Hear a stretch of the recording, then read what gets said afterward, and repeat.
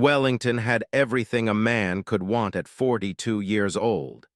He sat at the head of Wellington Industries, a tech empire worth billions with offices spanning 3 continents. His penthouse overlooked the glittering Manhattan skyline.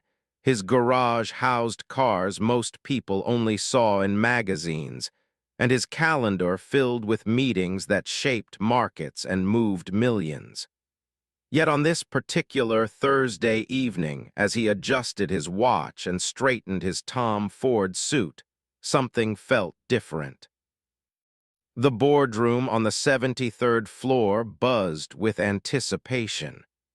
20 executives sat around the massive glass table, their faces illuminated by the glow of laptops and tablets.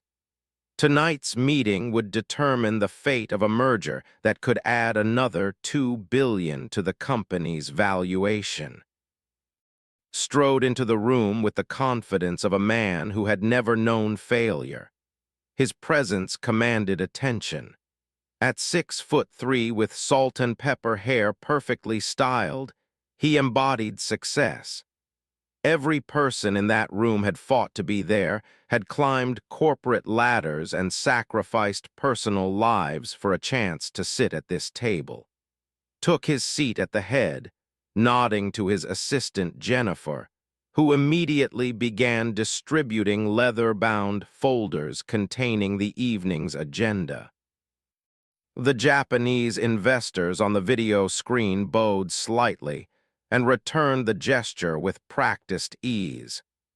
This deal had been 18 months in the making, and tonight they would finally sign. As the presentations began, servers in crisp white uniforms entered quietly through the side doors. The Wellington Tower spared no expense for these crucial meetings. Crystal decanters filled with premium whiskey sat on silver trays, alongside bottles of rare wine and champagne. Small plates of gourmet appetizers circulated the room.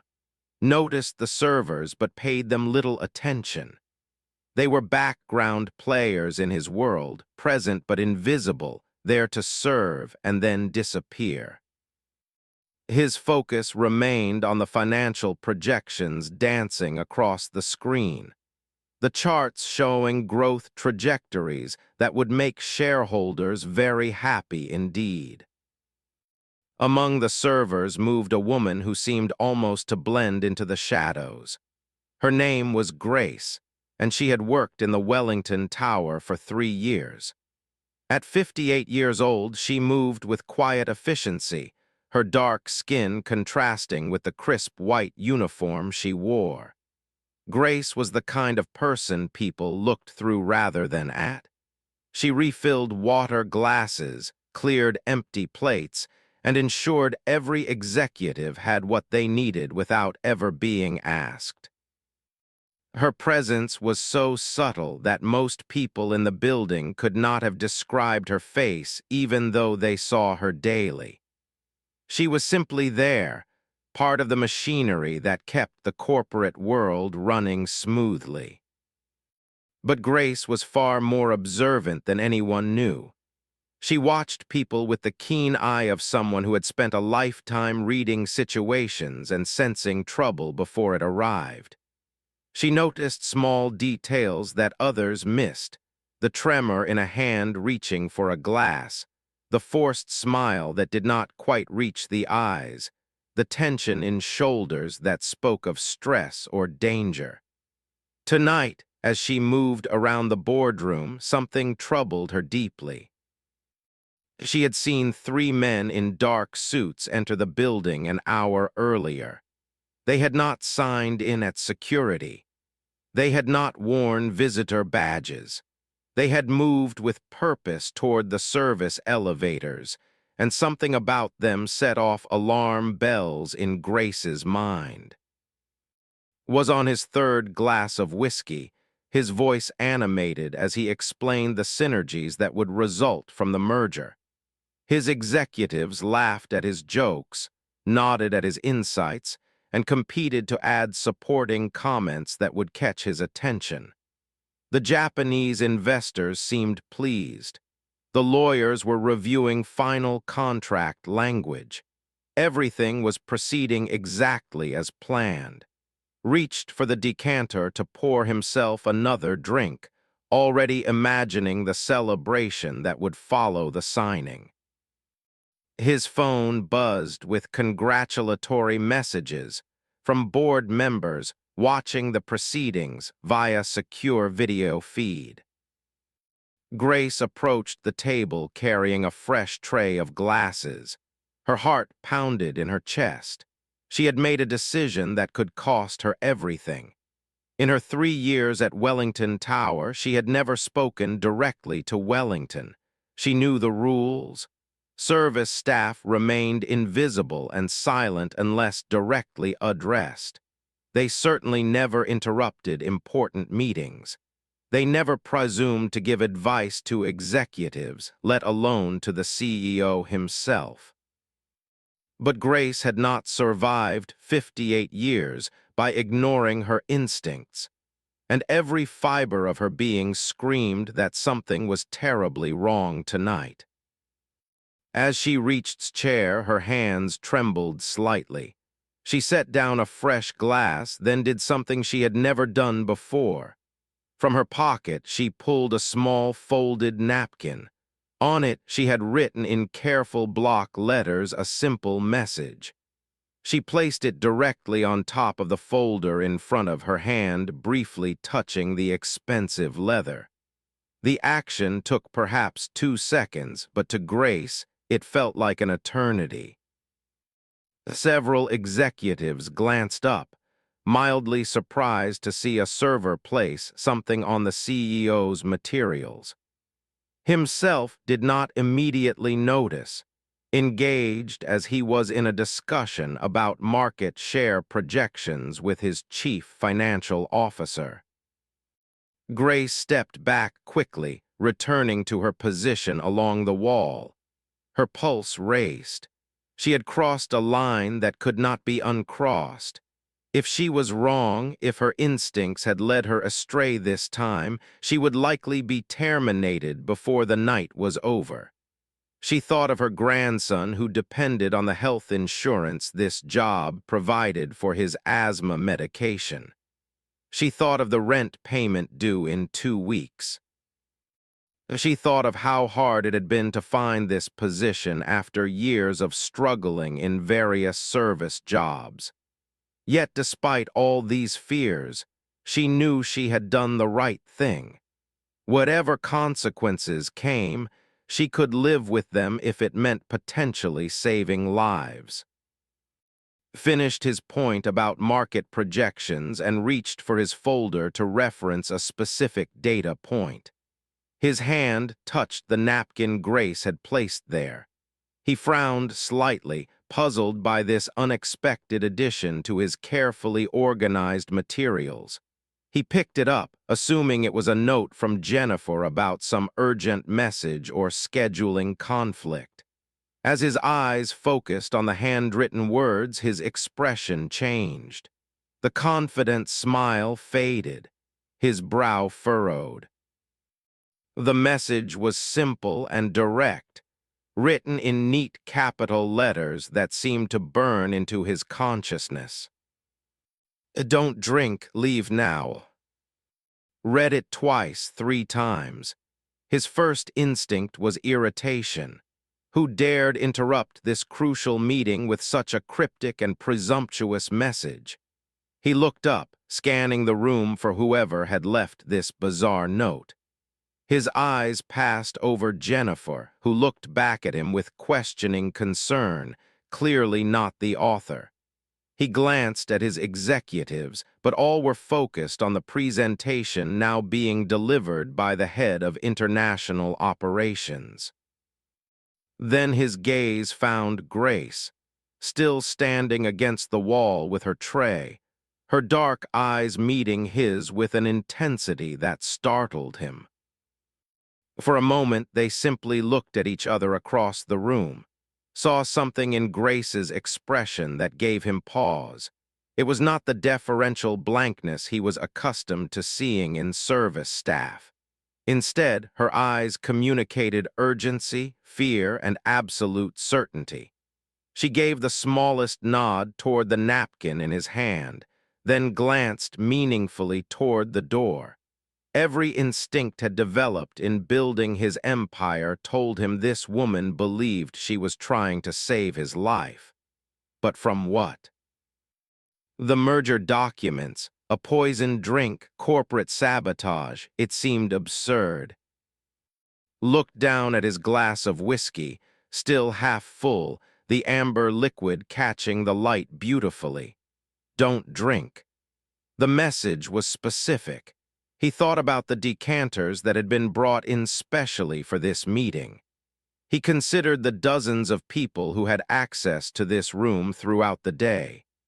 He remembered reading about corporate espionage, about poisonings and attacks that seemed like things from thriller novels until they happened in real life. His rational mind fought against the paranoia, insisting this was all ridiculous, that he was the CEO of a major corporation surrounded by security systems and loyal employees, but had not built his empire by ignoring his instincts. He had learned long ago that sometimes the most important information came from unexpected sources.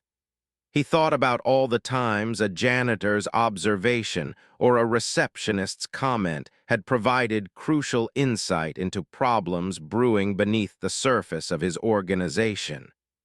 The people who moved invisibly through corporate spaces often saw things that executives, caught up in their own importance, completely missed.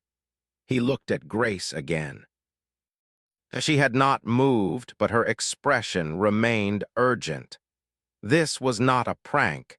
This was not some confused elderly woman making a scene. This woman genuinely believed he was in danger. Made his decision in seconds. He stood abruptly, cutting off the presentation mid-sentence. 20 faces turned toward him with expressions ranging from confusion to concern. "Ladies," he said, his voice carrying the authority that made people instantly pay attention, "I apologize, but we need to pause this meeting immediately. Something urgent has come to my attention that requires my immediate presence elsewhere." The room erupted in murmurs. The Japanese investors on the screen looked bewildered. His chief operating officer started to stand, asking if everything was all right. Jennifer reached for her phone, assuming some family emergency had occurred. "Everyone needs to leave this room now," continued, his tone brooking no argument. "Do not take anything with you. Leave your materials, your drinks, everything on the table. Exit through the main doors and proceed to the conference room on the 72nd floor. Security will direct you." The murmurs grew louder, confusion turning to alarm. As head of security, a former Secret Service agent named Thomas, who always attended these high-level meetings, was already on his feet, speaking rapidly into his radio. Thomas knew well enough to recognize that the CEO would not disrupt a billion-dollar merger without serious cause. Within 2 minutes, the boardroom was emptying. Executives filed out, casting confused glances back at the abandoned table with its expensive bottles and half-finished drinks. The Japanese investors had been assured via video that the meeting would resume shortly, and apologies were profuse.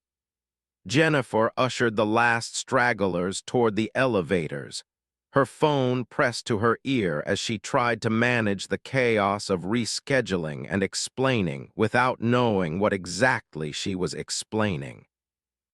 Remained in the room with only Thomas and 2 other security personnel. And Grace, still standing against the wall, her tray clutched tightly in her hands. Walked directly to her. Up close, he could see the fear in her eyes, but also the determination. "Who are you?" he asked, his voice gentler than it had been when commanding the room. Grace swallowed hard. "Grace, sir, I work in building services. I've been here 3 years." Her voice was steady despite her obvious nervousness. Held up the napkin. "Why did you give me this? What made you think I was in danger?" Grace glanced at Thomas and the security guards, suddenly aware that her words would have consequences. But she had come this far. There was no turning back now. "I saw 3 men earlier," she began, her words coming faster as she committed fully to her story. "They came in through the loading dock around 6 o'clock. They weren't dressed like delivery people or maintenance. They wore suits, but wrong suits, too formal for this building, and they moved wrong. I've worked service jobs all my life, sir. You learn to read people. You learn to spot trouble. These men, they didn't sign in. They went straight for the service elevator. I watched them get off on this floor." Thomas was already on his radio issuing commands, listened intently as Grace continued. "I followed them, staying back where they wouldn't notice me. People never notice the cleaning staff. They went into the kitchen area where the catering is prepared for executive meetings. I watched through the door window. One of them pulled something from his pocket, a small bottle or vial, and he put something into the whiskey decanter. The expensive one with the crystal stopper that only gets used for your biggest meetings." The room seemed to freeze. Felt ice water run down his spine. He looked at the decanter sitting on the table, the same one he had poured from 3 times tonight. The same one he had been reaching for again when Grace placed her note. Thomas was already moving toward the table, pulling on latex gloves he produced from his pocket, carefully lifting the decanter without drinking from it. "They saw me," Grace continued quietly. "Or one of them did. He looked right at me, and I pretended I was just cleaning, checking supplies. I smiled like I was too stupid to understand what I'd seen. But then they left quickly, and I just knew I had to warn you. I didn't know how else to do it without causing a scene that might alert whoever they were working with. So I wrote the note." Stared at this woman who had risked everything to save his life.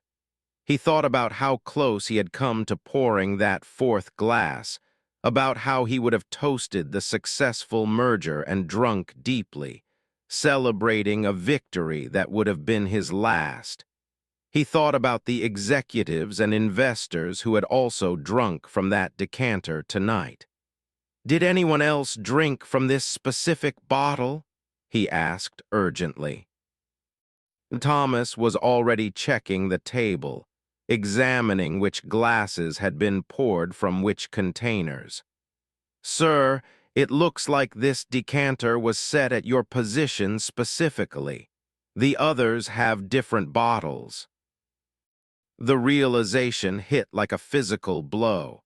This had not been random poisoning or corporate terrorism. This had been assassination.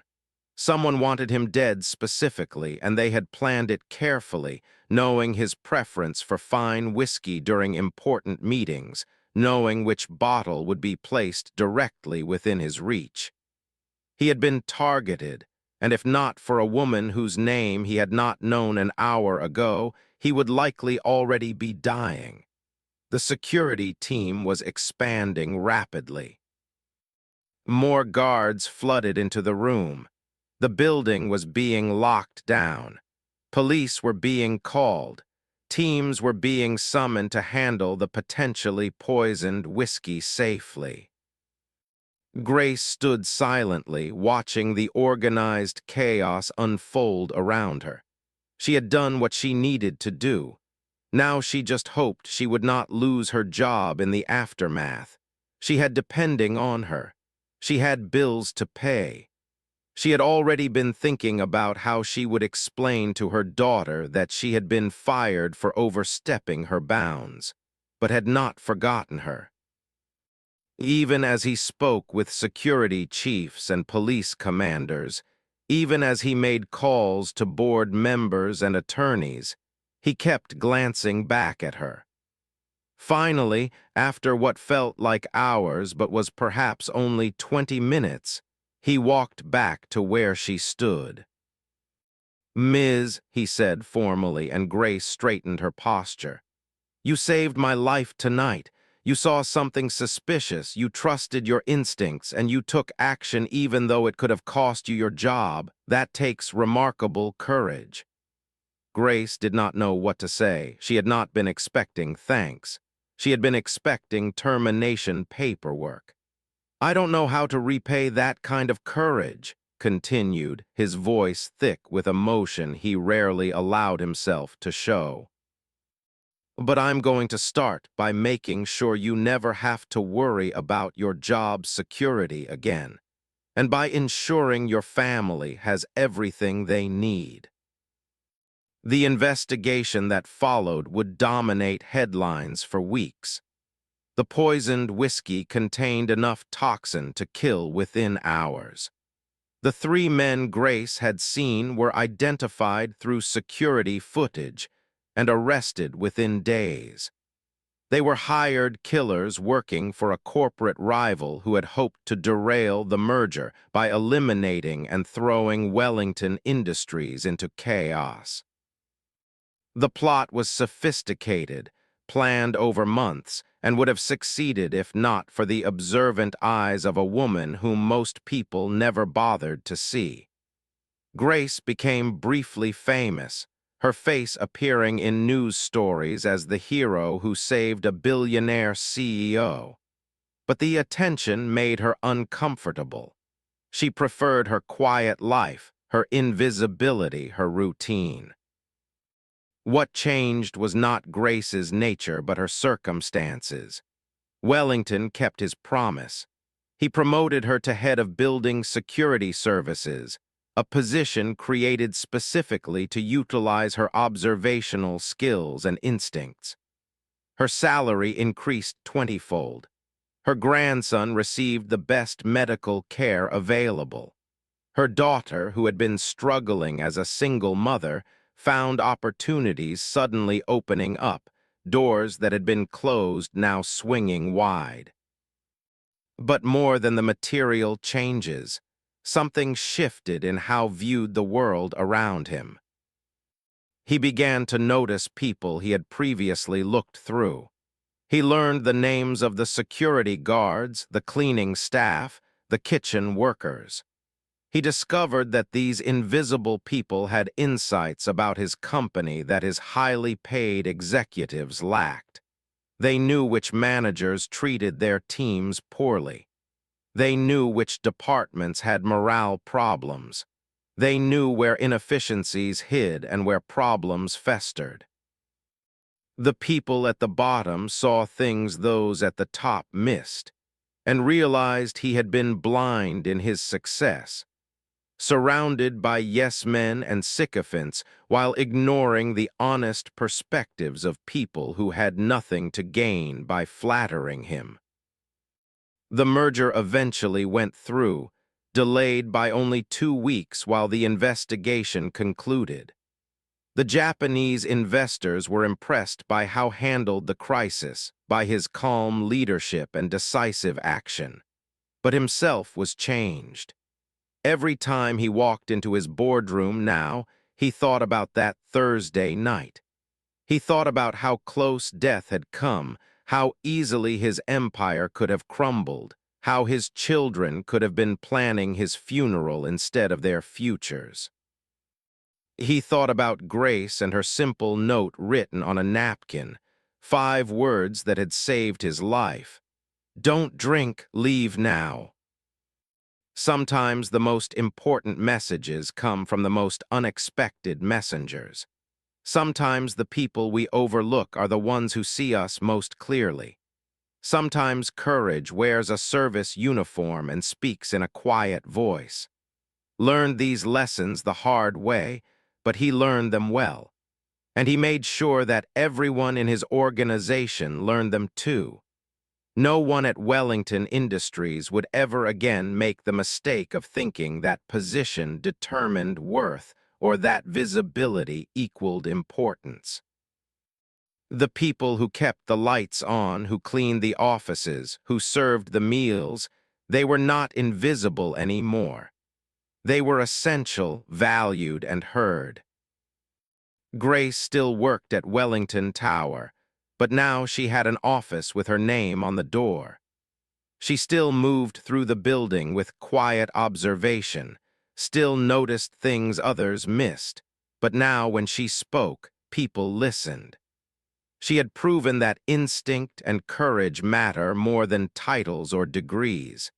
She had shown that heroism sometimes looks like an older woman in a white uniform taking a risk to do what was right. And Wellington never forgot that his life, his fortune, and his future had been saved not by expensive security systems or highly trained bodyguards, but by a black maid who cared enough to write a warning on a napkin. That was a debt he could never fully repay, but he would spend the rest of his life trying. The days following the attempted assassination felt surreal to everyone involved. Grace found herself sitting in police stations, recounting her story to detectives who treated her with a respect she had never experienced from law enforcement before. They hung on her every word, took detailed notes about the three men she had seen, asked her to work with sketch artists to create detailed portraits. The lead detective, a tired-looking man named, told her that her testimony would be crucial in bringing down not just the hired killers, but the people who had paid them. Grace felt the weight of that responsibility, but she also felt something else she had not expected. She felt seen. Wellington did not return immediately to his normal routine. The attempted murder had shaken him more than he wanted to admit. He increased his personal security, certainly, but he also found himself questioning things he had taken for granted for decades. At night, alone in his penthouse with the city lights spread below him like fallen stars, he replayed that evening over and over in his mind. He thought about the 3 glasses of poisoned whiskey he had already consumed. The toxicology reports had been both reassuring and terrifying. The poison was slow-acting, requiring a larger dose to be fatal. He had been lucky that Grace intervened when she did, before he could pour that 4th and potentially lethal glass. But luck was not quite the right word, was it? Luck was random chance, a roll of dice, an accident of timing. What Grace had done was not luck, it was choice. She had seen danger and made a conscious decision to intervene despite the personal cost that decision might carry. Found himself obsessing over this distinction. How many other people in his building that night had noticed something odd and chosen to say nothing? How many had seen the 3 suspicious men and decided it was not their problem? How many times in his own life had he witnessed something concerning and told himself it was not his place to get involved? The investigation moved quickly once Grace's testimony gave investigators their first solid leads. The 3 men were identified as professional criminals with connections to organized crime syndicates that occasionally took contracts from corporate entities wanting plausible deniability. Within 72 hours of the incident, all 3 were in custody. The man Grace had seen tampering with the decanter was named. a former Russian intelligence operative who had gone private sector after the Cold War ended. His two associates were equally dangerous, men who had killed before and would have killed again without hesitation or remorse. What shocked investigators most was discovering who had hired them. The trail led not to a rival company's executives, but to someone much closer to home. David had been Wellington Industries' chief strategy officer for 8 years. He was 45 years old, educated, married with 3 children, and living in a Connecticut mansion that suggested success and stability. He played golf with on weekends. Their families had shared Thanksgiving dinner, had been a groomsman at David's wedding. And David had orchestrated an assassination attempt because he had been passed over for promotion to president of the company 6 months earlier. When learned this, he felt physically ill. He had known David for over a decade. They had built strategy together, celebrated victories together, weathered corporate storms side by side. The betrayal cut deeper than the assassination attempt itself. It forced to confront uncomfortable truths about his judgment of character, about the resentments that could fester beneath polished corporate exteriors, about how little he truly knew the people he thought he knew best. David had smiled at him every day while planning his murder. David had shaken his hand while hearing killers. David had asked about his children's schools while arranging to make those children orphans. The arrest happened at David's home on a rainy Tuesday morning. News helicopters captured footage of him being led out in handcuffs while his wife screamed, and his children watched from windows, their faces pressed against the glass like trapped birds. Watched the coverage from his office, feeling nothing but emptiness. No satisfaction in justice being served, no relief that the threat was neutralized. Just a profound sadness that things had come to this, that ambition and resentment had twisted someone he cared about into a would-be murderer. He thought about David's children, who would grow up knowing their father had tried to kill a family friend. He thought about the lives that had been destroyed by one man's inability to accept disappointment. Grace watched the same news coverage from her small apartment in Queens, her grandson curled beside her on the worn couch as they shared a bowl of popcorn. She felt relieved that the men who had frightened her were behind bars, but she also felt a strange melancholy. The news showed only the dramatic aspects of the story, the assassination plot and the betrayal, the wealthy CEO and the corrupt executive. But they missed the human details that mattered more to Grace. They did not talk about the kitchen staff who had been traumatized by learning they had unwittingly been part of a murder plot. They did not mention the security guards who felt they had failed in their primary duty. They did not explore how many ordinary people had been affected by this extraordinary crime. What the news did cover extensively was Grace herself. Reporters camped outside her apartment building, calling out questions when she left for work, asking her to describe how it felt to save a billionaire's life. At first, Grace tried to answer politely, explaining that she had simply done what anyone would do. But the reporters did not want that story. They wanted drama and heroism and fairy tale narratives. They wanted her to say that Wellington was going to make her rich beyond her wildest dreams, that her life would be transformed completely, that she was grateful for the opportunity to serve such a great man. Grace found these suggestions insulting, but said nothing. She had learned long ago that arguing with people who had already decided your story was pointless. Meanwhile, was learning similar lessons from a different angle. His phone rang constantly with calls from other CEOs who suddenly wanted his advice on security protocols. Business news channels invited him for interviews about corporate espionage and executive protection. He was offered book deals to tell his survival story, speaking engagements at leadership conferences, where he could share insights about trusting instincts and valuing employees at every level.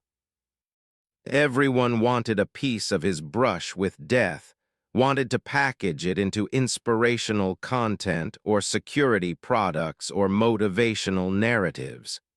Turned down almost everything. The experience felt too raw, too personal to commodify. What he did do was restructure his company in ways that surprised industry analysts and frustrated his board members. He announced a comprehensive review of all executive compensation packages, noting that the obscene disparities between top earners and regular employees created environments where resentment could fester into violence.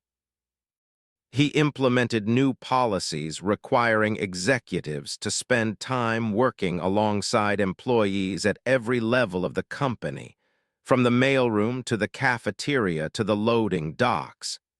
He created an anonymous reporting system where any employee could flag concerns directly to his office without fear of retaliation.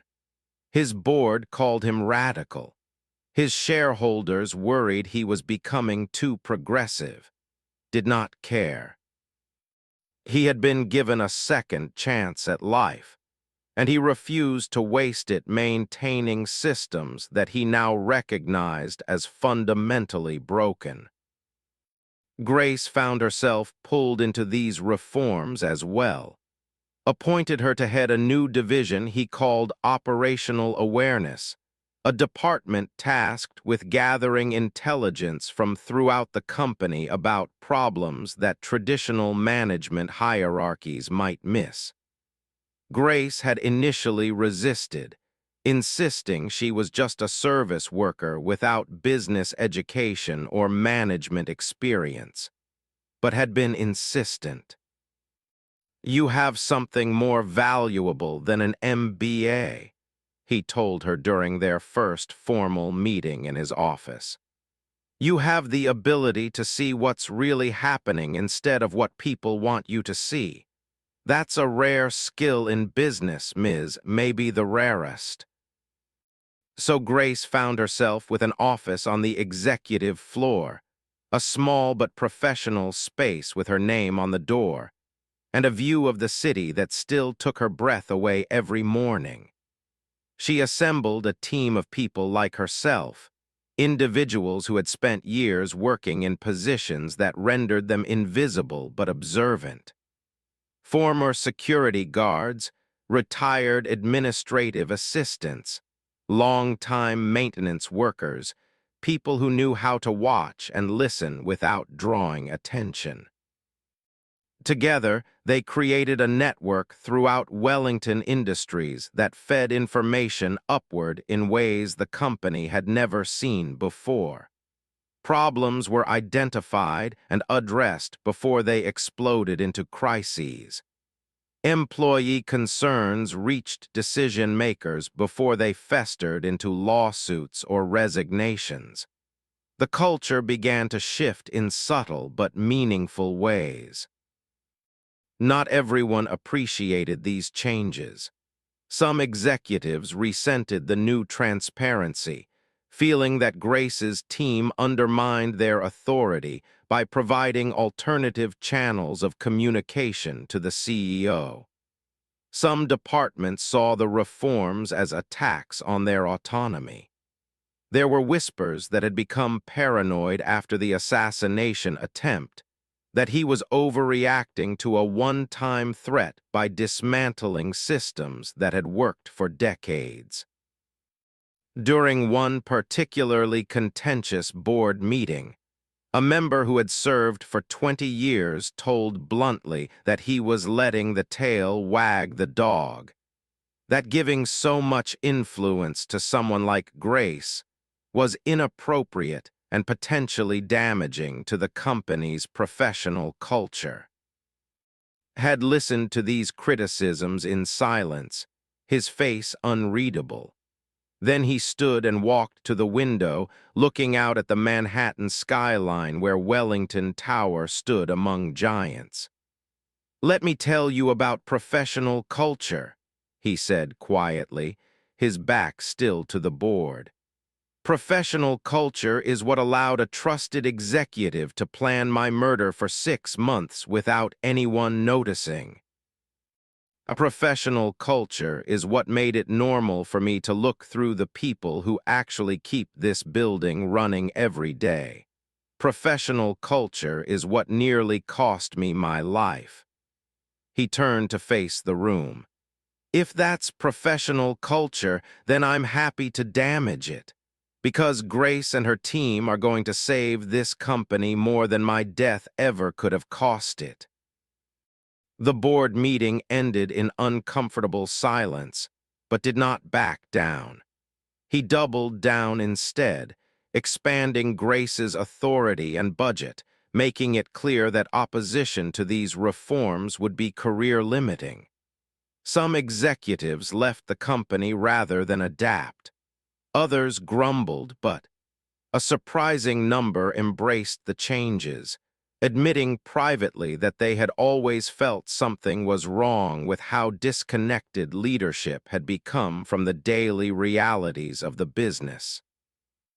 Slowly, Wellington Industries began to transform from the inside out, becoming something that looked superficially similar, but functioned fundamentally differently.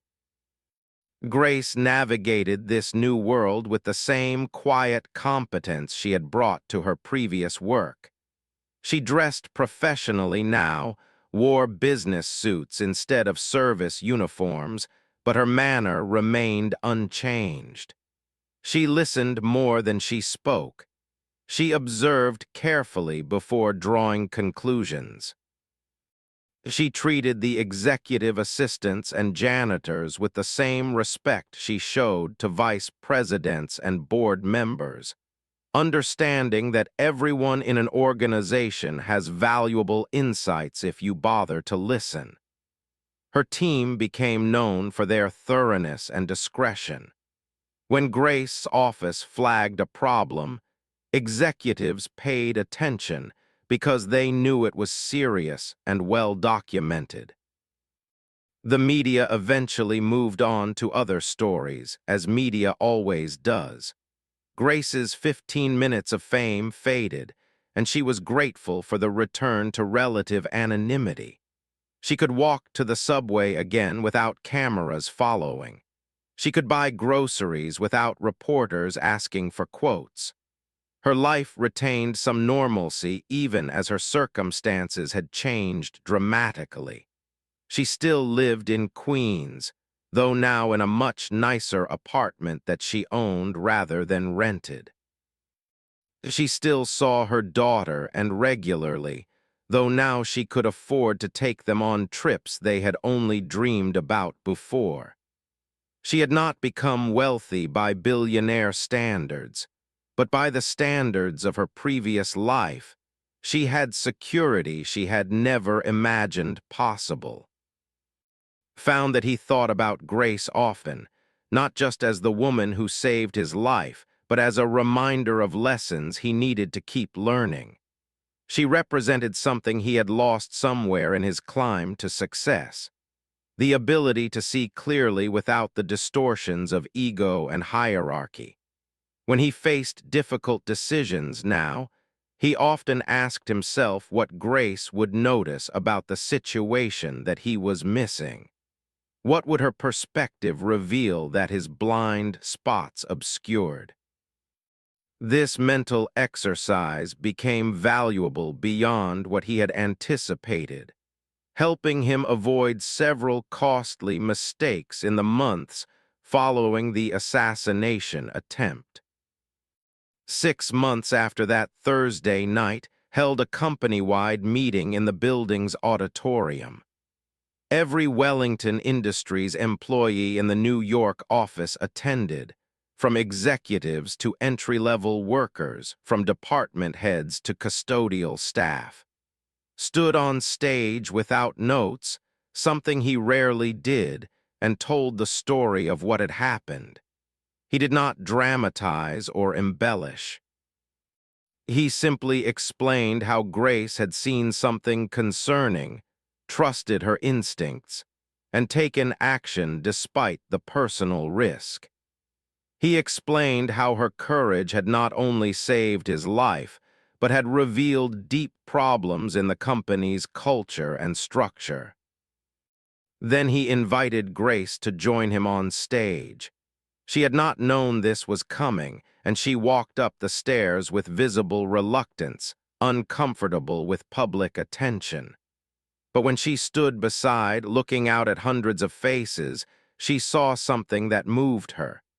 The applause was genuine, enthusiastic, sustained. These were her colleagues, people from every level of the company, showing appreciation for what she represented. Not just the dramatic moment of intervention, but the principle that everyone's voice mattered, that observation and courage had value regardless of job title or position in the hierarchy. Presented Grace with the newly created Wellington Distinguished Service Award, the first of what would become an annual recognition for employees who demonstrated exceptional commitment to the companies. The award came with a substantial bonus and, more importantly, with respect. Grace accepted it with characteristic grace, her speech brief and heartfelt. "I just did what felt right," she told the crowd. "I saw something wrong and I couldn't stay silent.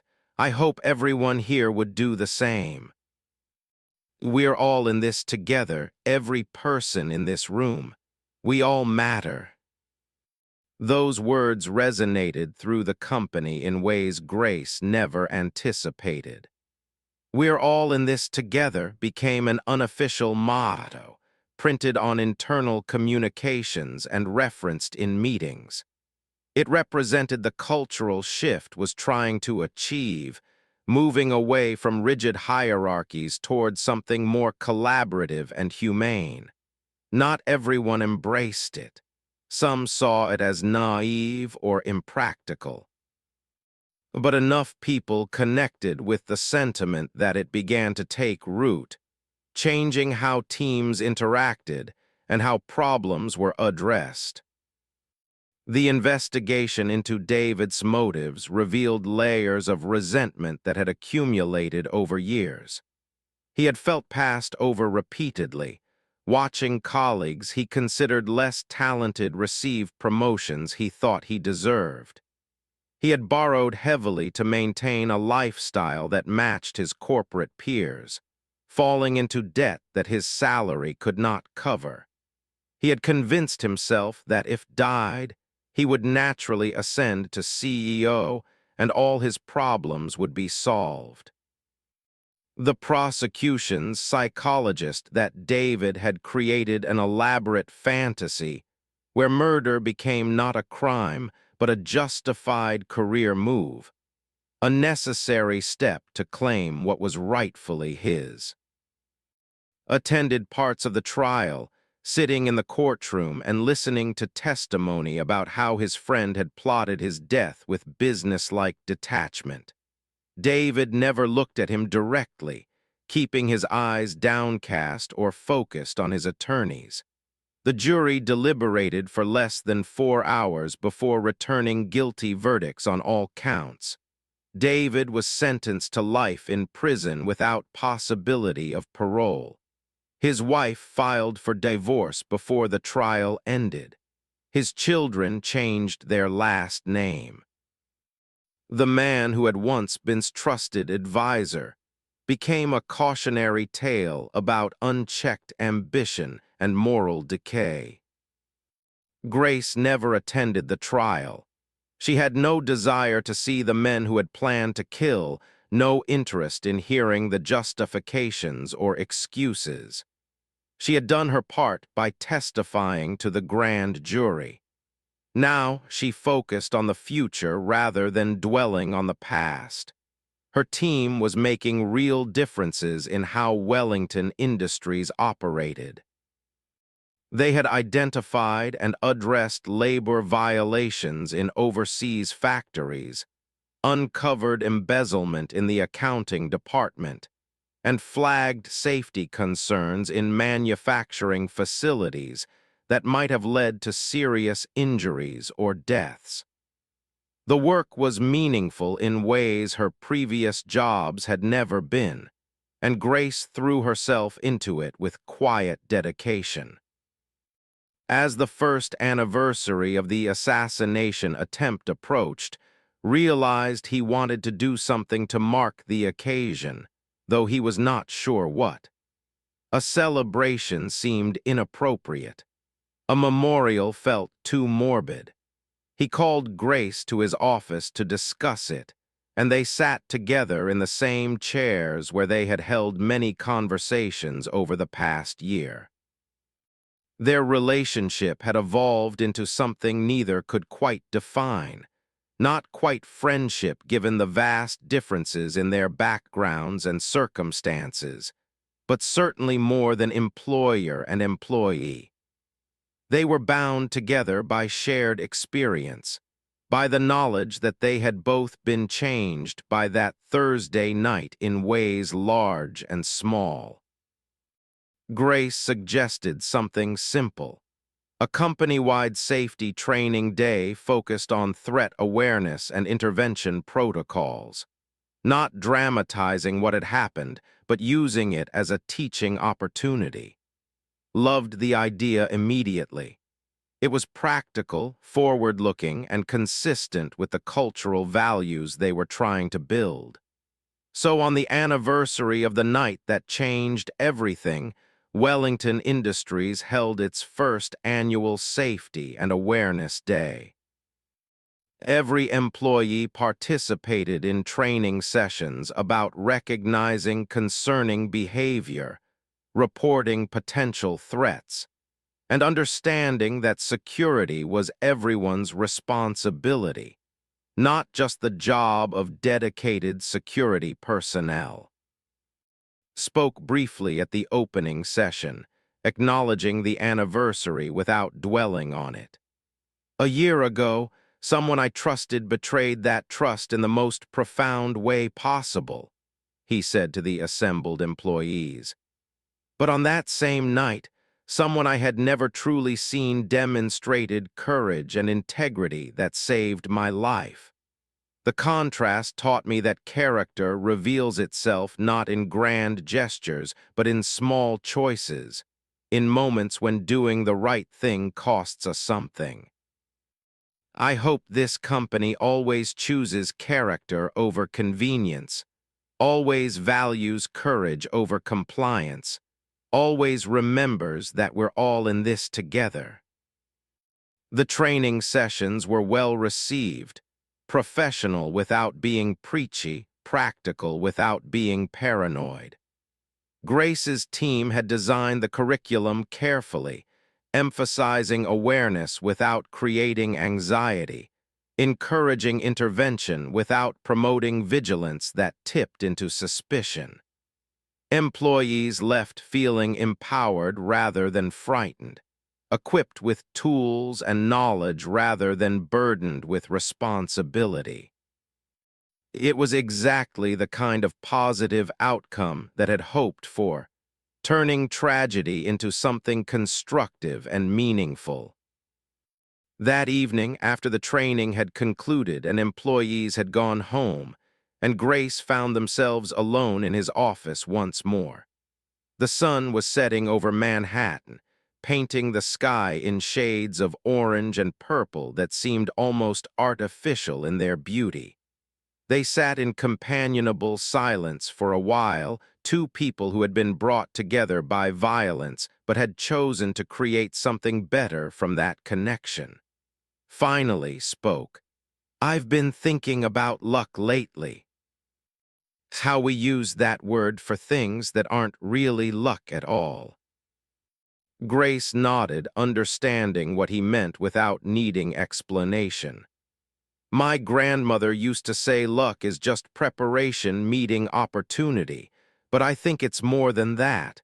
I think sometimes luck is just paying attention when other people aren't." Smiled at that. "You paid attention when it mattered most. I'll spend the rest of my life trying to do the same."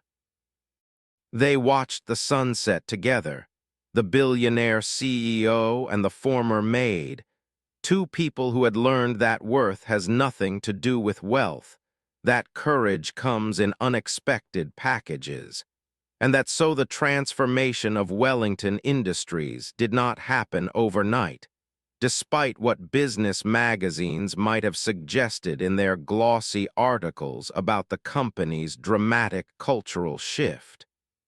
Real change never works that way.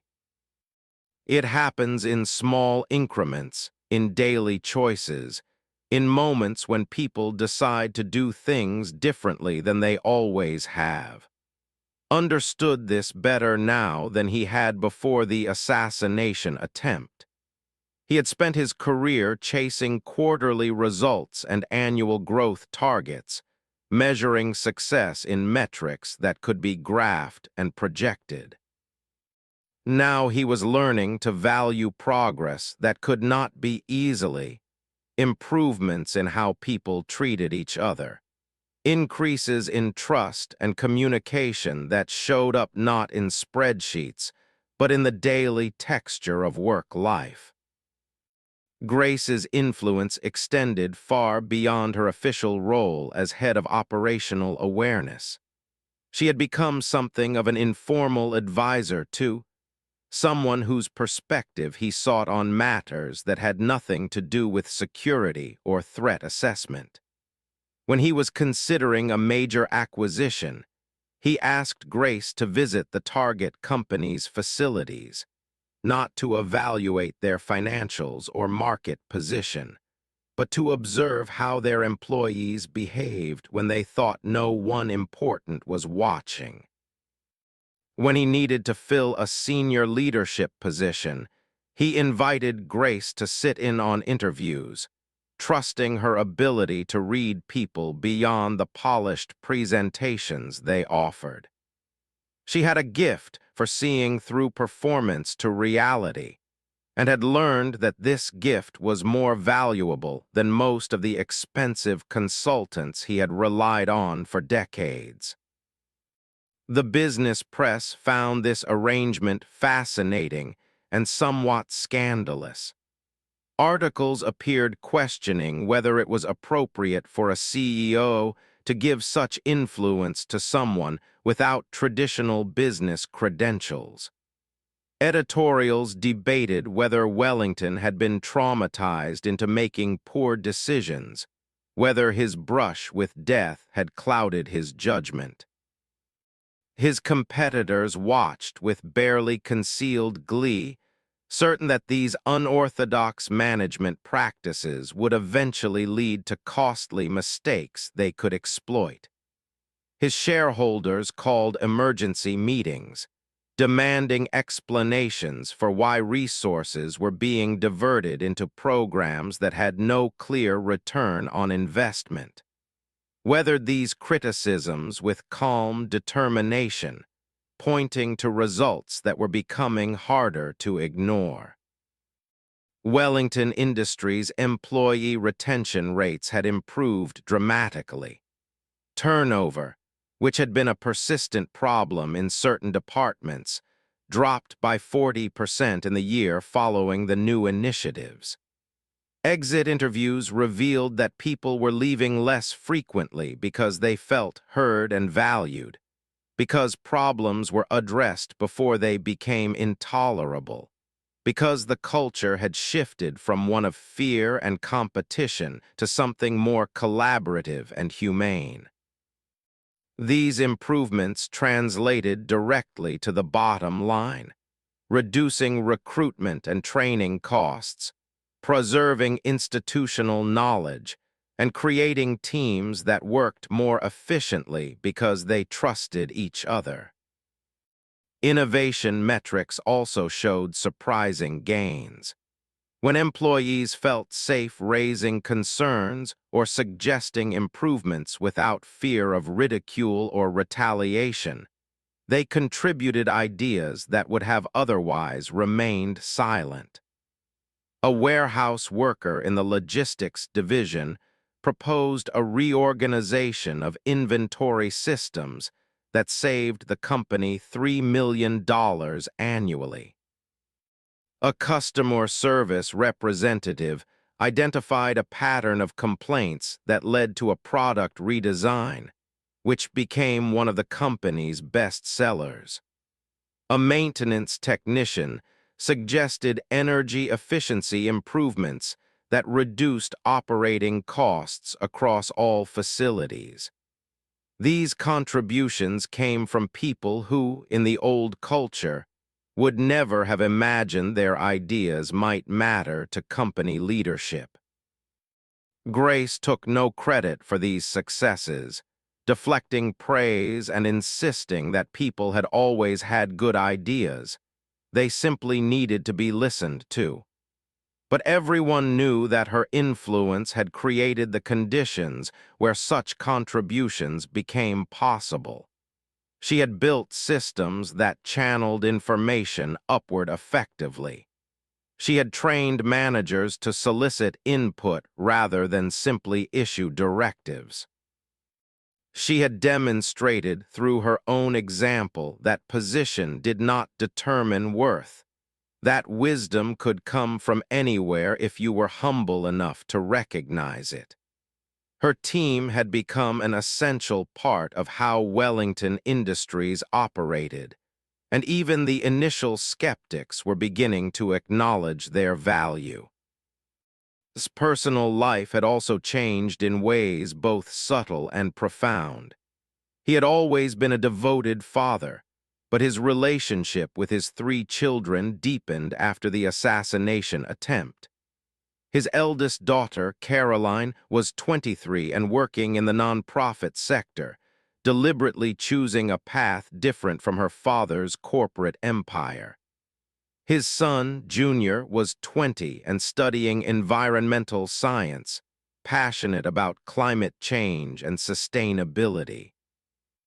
His youngest, Emma, was 17 and still in high school, already showing signs of the fierce independence that characterized all 3 Wellington children.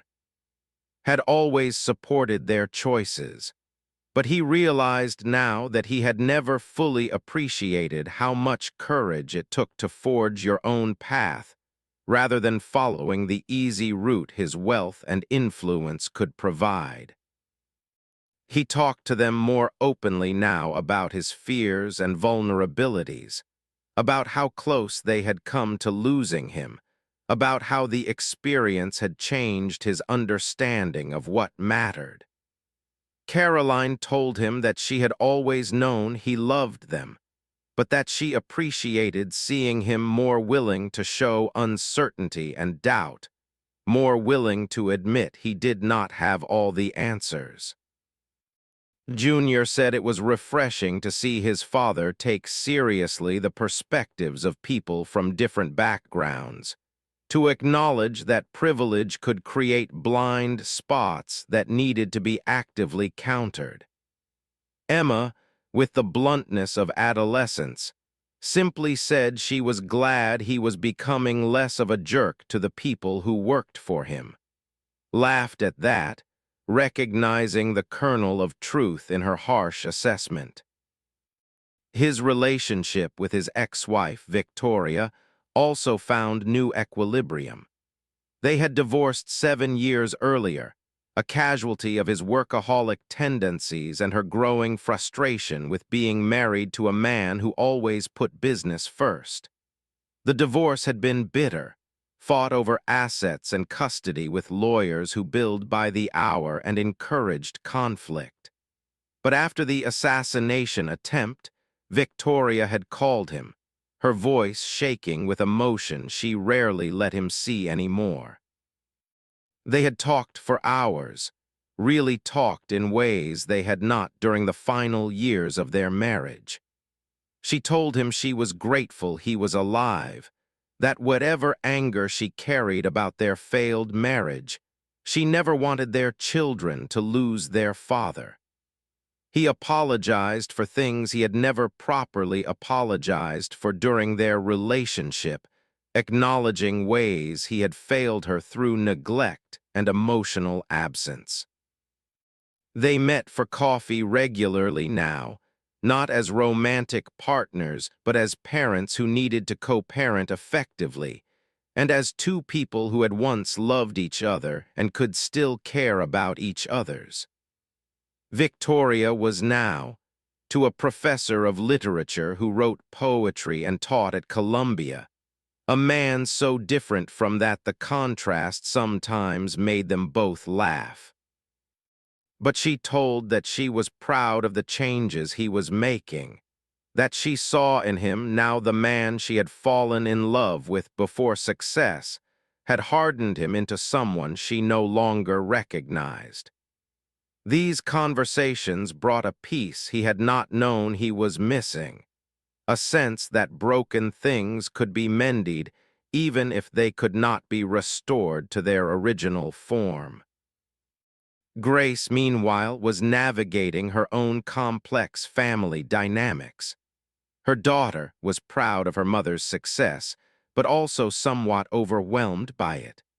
Was 35 years old, working as a nurse's aide and raising two children on her own after her husband had left 3 years earlier. She had spent her life watching her mother struggle with low-wage jobs and financial instability, always working multiple positions just to keep food on the table and rent paid. Now, suddenly, her mother had become a minor celebrity, a corporate executive with a salary that seemed impossibly large to someone making $12 an hour. The shift created unexpected tensions. Worried that her mother was changing, that success would make her forget where she came from or look down on family members who were still struggling. Grace sensed this concern and worked hard to reassure her daughter that money and position had not changed who she was fundamentally. She still attended the same church she had gone to for 30 years, still lived in Queens rather than moving to Manhattan or some wealthy suburb, still shopped at the same grocery stores and ate at the same inexpensive restaurants she had always preferred. She helped financially, of course, paying off her daughter's debts and ensuring her had everything they needed, but she did so carefully, trying not to make feel diminished or dependent. Grace's grandson, Sean, was 8 years old and suffering from severe asthma that had required multiple hospitalizations over the years. Before Grace's new position and salary, had struggled constantly with medical bills, forced to choose between treatments Sean needed and other expenses the family could not do without. The stress had been crushing, the fear that one bad attack might be the one they could not afford to address properly. Now, with Grace's help, Sean had the best pediatric in the city, had medications that actually controlled his symptoms rather than just managing crises, had an action plan that kept him out of emergency rooms. Watching her grandson breathe easily, seeing him able to play with other children without fear of triggering an attack, this meant more to Grace than any award or recognition ever could. The media attention Grace had received created some complications for her family as well. Found herself being approached by reporters wanting to interview the daughter of the hero Maid, wanting to know what it was like to grow up with such a remarkable mother. Had mixed feelings about this. She was proud of her mother, certainly, but she also found the media narrative simplistic and patronizing. They wanted to portray Grace as someone who had risen from nothing through extraordinary courage, as if her previous life had been without value or dignity until she saved a billionaire. Knew better. Her mother had always been remarkable, had always been strong and observant and brave. The only thing that changed was that people with power had finally noticed. Grace's church community, the place where she had found support and fellowship for decades, also had complex reactions to her newfound prominence. Most congregants were genuinely happy for her, celebrating her success and praising God for her blessings. But some struggled with envy or resentment, feeling that Grace's good fortune highlighted their own continued struggles. Why had God chosen to reward Grace while they remained trapped in low-wage jobs and financial instability? Grace understood these feelings, had wrestled with similar questions during her own years of hardship. She tried to be sensitive to these dynamics, continuing to serve in the church's outreach programs, still cleaning the fellowship hall after potlucks, still visiting shut-ins and bringing food to sick members. She wanted people to know that her circumstances had changed, but not her values or her commitment to community. Was learning similar lessons about how success changed relationships. Friends he had known for decades suddenly seemed different, their interactions tinged with something he could not quite name. Some treated him with exaggerated concern, as if he were fragile or damaged by his brush with death. Others seemed almost disappointed that he had survived, as if they had been looking forward to the drama and social significance of knowing someone who had been murdered. Business associates who had always been competitive became even more so, seeing his reforms as signs of weakness they could exploit. He found himself friendships, questioning which relationships were genuine and which were simply transactions dressed up in social niceties. But he also discovered new friendships in unexpected places. Thomas, his head of security, became someone talked to regularly about matters that had nothing to do with safety protocols or threat assessments. Thomas had military background, had served in Iraq and Afghanistan, had seen violence and loss in ways that gave him perspective on what it experienced. They met for early morning runs in Central Park, just two men jogging and talking about life and death and purpose. Thomas never treated with the deference that most employees showed. He called out when he was being arrogant or short-sighted. He pushed back on decisions he thought were wrong. Valued this honest feedback more than all the affirmation he received from people trying to curry favor. Jennifer, his executive assistant, also evolved from an employee into something closer to a trusted confidant. She had been with him for 12 years, had managed his impossible schedule and impossible demands with unfailing competence. But their relationship had always been professional, bounded by clear hierarchies and roles. After the assassination attempt, started actually seeing Jennifer as a person rather than just an extension of his organizational needs.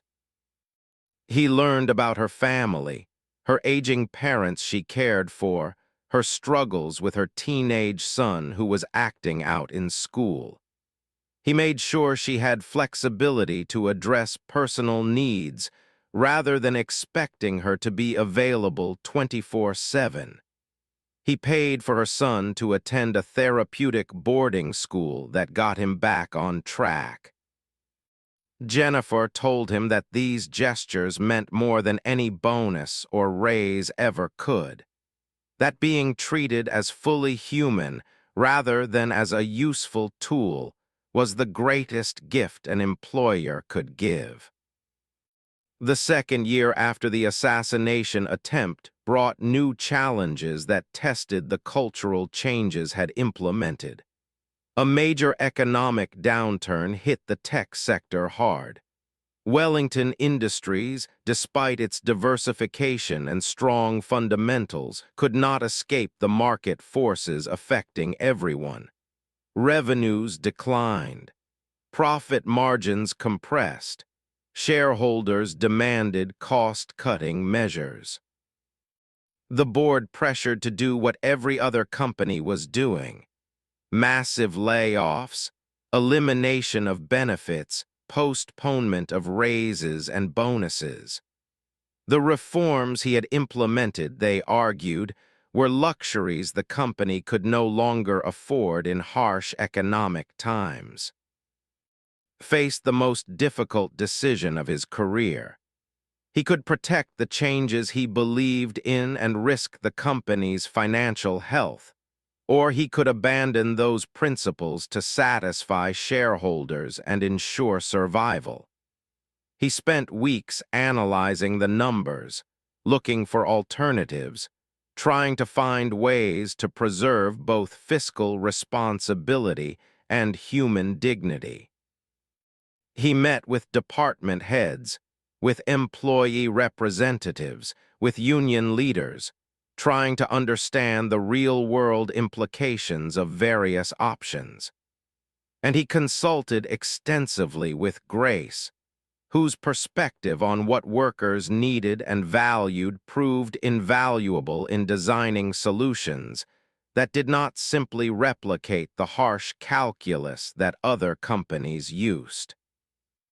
Grace argued that layoffs should be a last resort rather than a first response, that there were other ways to reduce costs without destroying lives. She pushed for across-the-board salary reductions rather than eliminating positions, pointing out that most employees would rather take a temporary pay cut than see their colleagues lose jobs and health care. She suggested voluntary sabbaticals for employees who wanted time off without pay, creating opportunities for people who had been thinking about going back to school or caring for family members.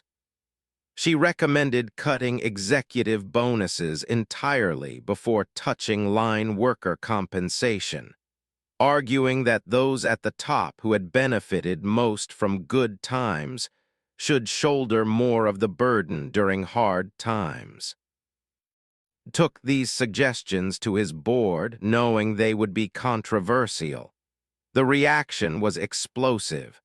Board members accused him of socialist thinking, of putting workers ahead of shareholders, of failing in his fiduciary duty to maximize returns. Several threatened to resign.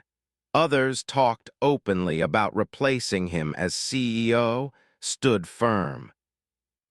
He presented data showing that companies that protected their workforce during downturns recovered faster when conditions improved, that layoffs destroyed institutional knowledge and employee loyalty that could not be easily rebuilt, that short-term cost savings often created long-term problems that dwarfed the immediate benefits. He challenged his board to think beyond the next quarter, to consider what kind of company they wanted to be and what kind of legacy they wanted to leave. The debate raged for weeks. Financial news channels covered it extensively, framing it as a test case for whether progressive management practices could survive economic pressure. Some commentators praised for his principles. Others ridiculed him as naive and doomed. Investors watched the stock price carefully, ready to punish any decision they saw as prioritizing workers over returns. The tension was immense, the stakes enormous. Barely slept, spending nights running scenarios and contingencies, trying to find paths forward that preserved both the company and its people. In the end, prevailed, but not without compromise.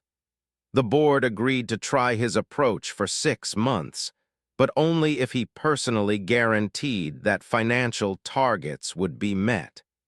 If the company's performance did not improve within that, he would have to implement traditional cost-cutting measures, including significant layoffs. Accepted these terms, knowing he was betting his career on his belief that people would respond to being treated with dignity during crisis, rather than being sacrificed to appease markets. It was the biggest risk he had ever taken, far more frightening than any business deal or market gamble, because so many people's lives depended on him being right. Grace watched these events unfold with admiration and trepidation. She knew was taking extraordinary risks to protect the principles they had fought to establish. She worried about what would happen if the experiment failed, if economic conditions did not improve quickly enough, if the numbers did not work out as hoped. But she also felt immense pride that someone with power and privilege was willing to use both to fight for something bigger than his own interests. Not many people in his position would have made the choices he was making. Most would have taken the easy path, cut costs in conventional ways, and blamed market forces for the suffering that resulted. The 6 months that followed were grueling for everyone at Wellington Industries. Employees accepted pay cuts averaging 15%, a significant sacrifice, but one they made willingly knowing it preserved jobs. Executives took even larger reductions, with himself cutting his own compensation by 70%. Departments tightened budgets ruthlessly, eliminating waste and inefficiency that had been tolerated during better times. Projects were postponed or canceled. Travel was restricted. Every expense was scrutinized. It was uncomfortable and difficult, but it was also oddly unifying. People throughout the company felt they were working together toward survival rather than competing against each other for limited resources. The sense of shared purpose created camaraderie that had been absent during more prosperous times. Grace's team played a crucial role during this period, identifying cost savings that did not require eliminating jobs. They found redundancies in supply chains, negotiated better terms with vendors, discovered billing errors that had been costing the company millions annually. They worked with departments to streamline processes and eliminate bureaucratic inefficiencies that wasted time and money. Every dollar saved was a job protected, and this knowledge motivated people to find creative solutions to problems that had seemed intractable. The cost-cutting became almost a game, with departments competing to see who could identify the most savings without reducing service quality or employee.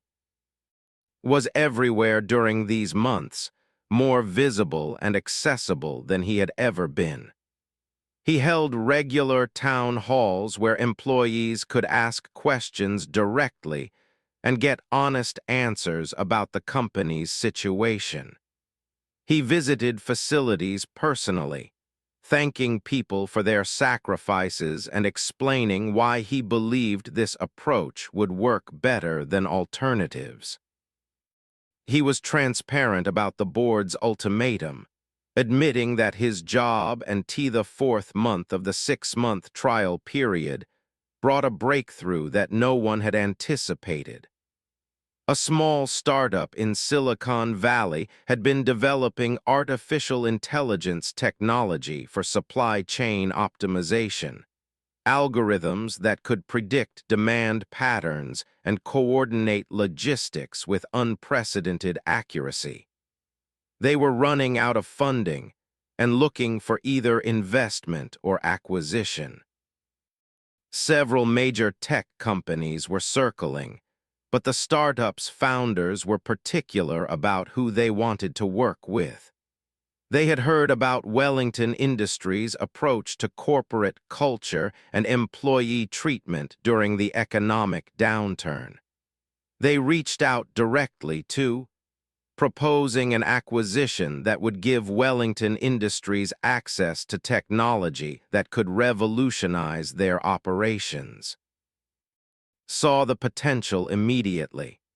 The technology could reduce costs dramatically while actually improving service quality, addressing both the company's immediate financial pressures and its longer-term competitive positioning.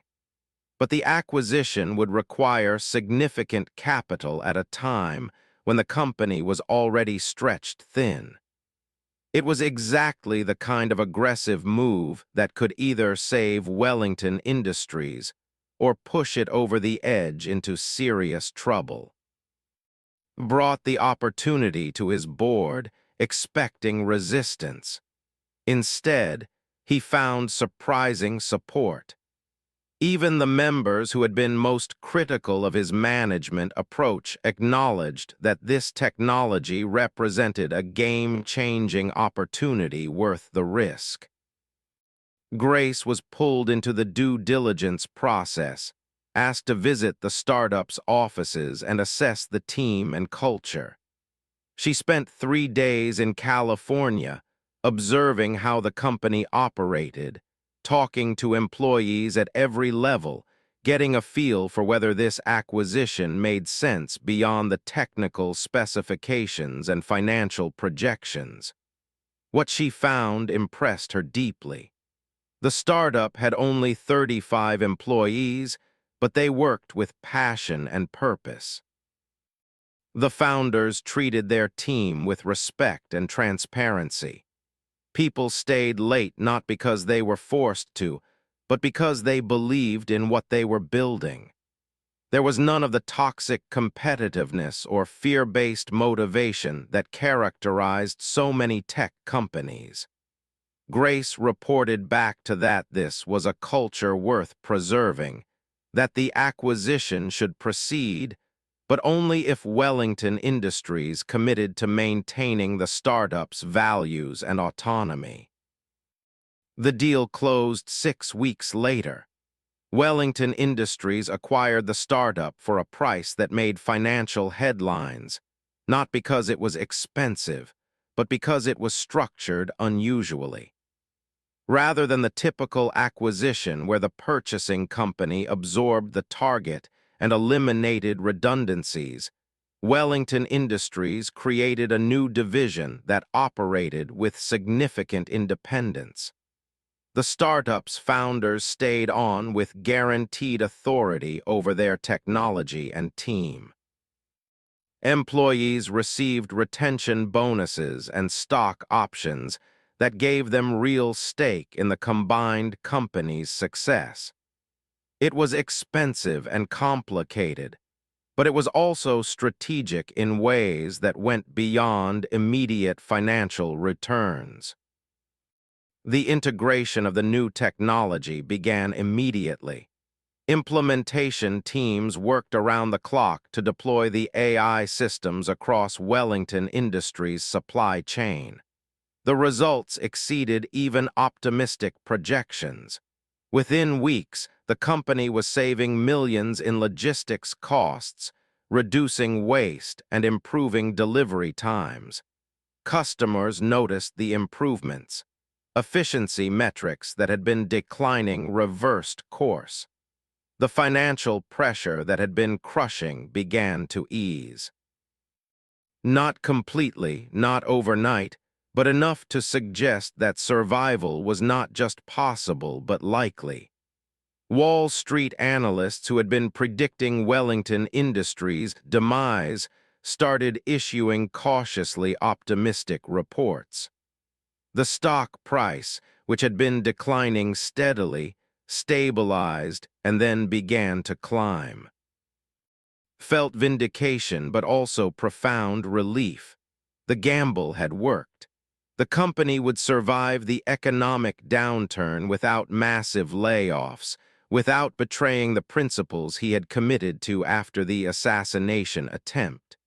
Employees who had accepted pay cuts would have their full salaries restored. Projects that had been postponed could restart. The dark cloud that had hung over everything began to lift, but knew that luck had played a role alongside strategy. If the startup had not reached out when it did, if the technology had not worked as promised, if any number of variables had fallen differently, the outcome could have been disastrous. He had been right, but he had also been fortunate, and he understood the difference. The board meeting where presented the financial results was unlike any he had experienced. The same members who had threatened to replace him 6 months earlier now congratulated him on his vision and leadership. They acknowledged that his unorthodox approach had succeeded where conventional wisdom suggested it would fail. Several board members who had been most critical privately apologized for doubting him, admitting that they had been wrong to push for traditional cost-cutting measures. Accepted their congratulations and apologies with grace, but privately he felt frustrated by how quickly people claimed credit for success they had tried to prevent. Still, he was politician enough to know that magnanimity served his interests better than grudge-holding. Grace received her own recognition during this period. Business magazines profiled her as an example of unconventional talent rising through merit rather than traditional credentials. Universities invited her to speak to business students about organizational culture and employee empowerment. She declined most of these invitations, uncomfortable with the celebrity and skeptical about whether her experiences could be easily translated into general lessons. But she did accept a few speaking engagements, particularly at community colleges and vocational schools, where students came from backgrounds similar to hers. She wanted young people to know that there were paths to meaningful work beyond the traditional routes that required expensive degrees and family connections. When she spoke to these audiences, Grace did not sugarcoat her message. She told them that most organizations still did not value people from working-class backgrounds the way they should, that prejudice and classism remained real obstacles, that success often required not just talent and hard work, but also luck and timing.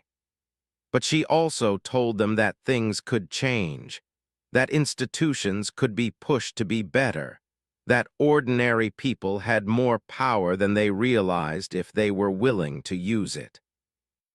She encouraged them to trust their instincts, to speak up when they saw things that were wrong, to refuse to be invisible even when invisibility felt safer.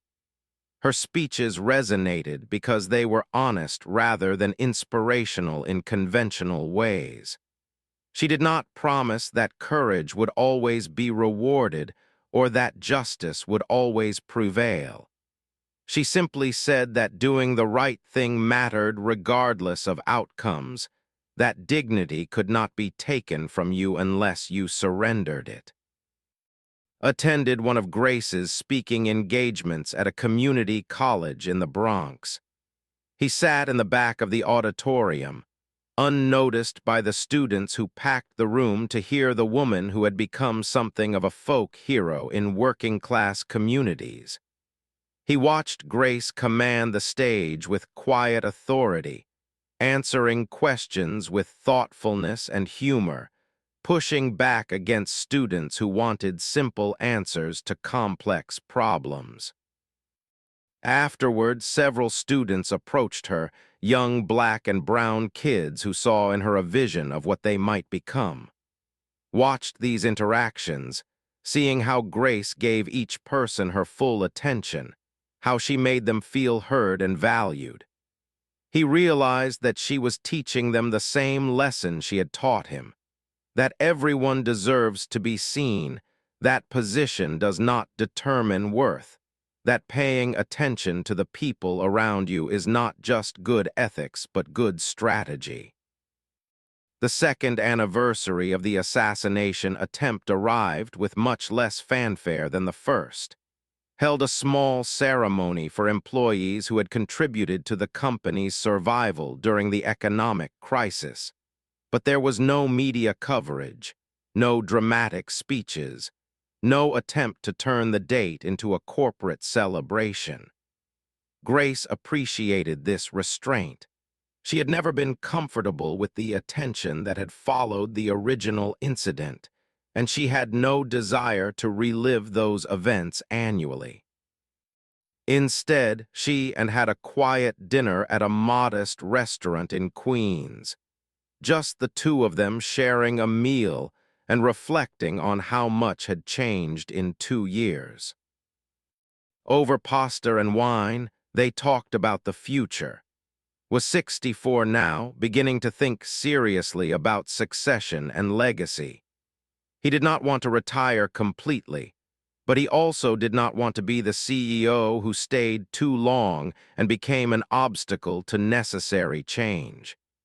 He had seen too many leaders cling to power past the point where they were effective, too convinced of their own indispensability to recognize when it was time to step aside. He asked Grace for her honest assessment of his senior leadership team, wanting to know who she thought could lead the company forward while preserving the cultural changes they had fought to establish. Grace considered the question carefully. She knew executives well now, had observed them in various situations, had heard what employees throughout the company said about them when they thought no one important was listening. She gave him frank assessments of each person's strengths and weaknesses, noting who had genuinely embraced the new culture and who was simply performing compliance while waiting for things to revert to previous norms. She identified a few leaders who had real potential, people who combined business acumen with genuine care for employees, who understood that the company's success depended on more than financial engineering and market positioning. Listened carefully, taking notes, asking follow-up questions. He trusted Grace's judgment more than any consultant's report or leadership assessment tool. The conversation shifted to Grace's own future. Wanted to know what she wanted to do with the rest of her career, whether she was happy in her current role or had ambitions for something different. Grace admitted that she found the work meaningful but also exhausting. The constant attention to threats and problems took an emotional toll. She was approaching 60 now, and while she had no plans to retire soon, she was thinking about what came next. She had been considering starting a nonprofit organization focused on training and placing older workers in positions where their experience and wisdom could be valued rather than dismissed. Too many people her age found themselves pushed out of jobs because employers preferred younger workers, because ageism was as real as racism and classism in the American workplace. Loved the idea immediately. He offered to fund the nonprofit personally, to provide startup capital and ongoing support to make sure it had resources to succeed. Grace was hesitant about accepting such generosity, worried about being too dependent on wealth and influence. But he convinced her that this was not charity but investment, that society needed to stop wasting the talents of people simply because they had passed some arbitrary age threshold. They spent the rest of the dinner planning the organization, sketching out ideas on napkins, getting excited about the potential impact. By the time dessert arrived, they had outlined a structure and mission that felt genuinely promising. The following months brought this vision to life. Grace worked with attorneys and consultants to establish the nonprofit, which she named Wisdom Works to emphasize that experience was valuable rather than obsolete. The organization focused on three main activities: advocacy to change employer attitudes about older workers, training programs to help people over 50 develop skills needed in changing job markets, and placement services that connected experienced workers with employers willing to value what they brought. Provided initial funding, and used his influence to recruit board members and corporate partners. But he also stepped back and let Grace lead, understanding that the nonprofit needed to be her vision rather than his project. Wellington Industries became Wisdom Works' first major corporate partner, committing to recruit a certain percentage of new hires from older worker populations, and to create positions specifically designed to utilize the skills that came with experience. Other companies watched this experiment with interest, some genuinely curious about whether it could work, others skeptical that hearing older workers made business sense. Grace did not wait for universal acceptance. She focused on demonstrating results, placing workers who proved through their performance that age was not a barrier to productivity or innovation. Slowly, other companies began to follow Wellington Industries' lead, not out of altruism, but because they saw competitive advantages in tapping a talent pool that competitors were ignoring. Grace's daughter found new purpose through Wisdom Works as well. She had been working as a nurse's aide for years, compassionate and skilled but stuck in a low-wage position with limited advancement opportunities. When Grace suggested join the nonprofit as director of client services, hesitated. She had no nonprofit experience, no business degree, no background in workforce development. But Grace convinced her that these credentials mattered less than real-world understanding of working-class struggles and her genuine care for people. Accepted the position and discovered talents she had not known she possessed. She was excellent at connecting with clients, at understanding their fears and aspirations, at advocating for their potential with employers. Within a year, she had helped hundreds of older workers find meaningful employment, and she had found meaningful work herself. Watched these developments with satisfaction that went beyond his role as funder. He saw how Grace's influence was spreading beyond Wellington Industries, creating ripples that touched lives in ways no quarterly earnings report could measure. He thought about how 2 years earlier he had been a different person, narrower in perspective, more convinced of his own importance. less aware of the people and forces that made his success possible. The assassination attempt could have taught him to be more paranoid, more insulated, more convinced that the world was dangerous and trust was foolish. Instead, it had opened him to perspectives he would have otherwise missed, had pushed him to question assumptions he would have otherwise maintained, had ultimately made him not just a better leader but a better human being. His relationship with his children deepened during this period. Caroline, his eldest, had been working at a women's shelter in Brooklyn, helping survivors of domestic violence rebuild their lives. She told that she had always admired his business success, but had never felt she could talk to him about the work she found meaningful. After the assassination attempt and the changes that followed, she felt she could finally share her passion without feeling judged for choosing service over profit.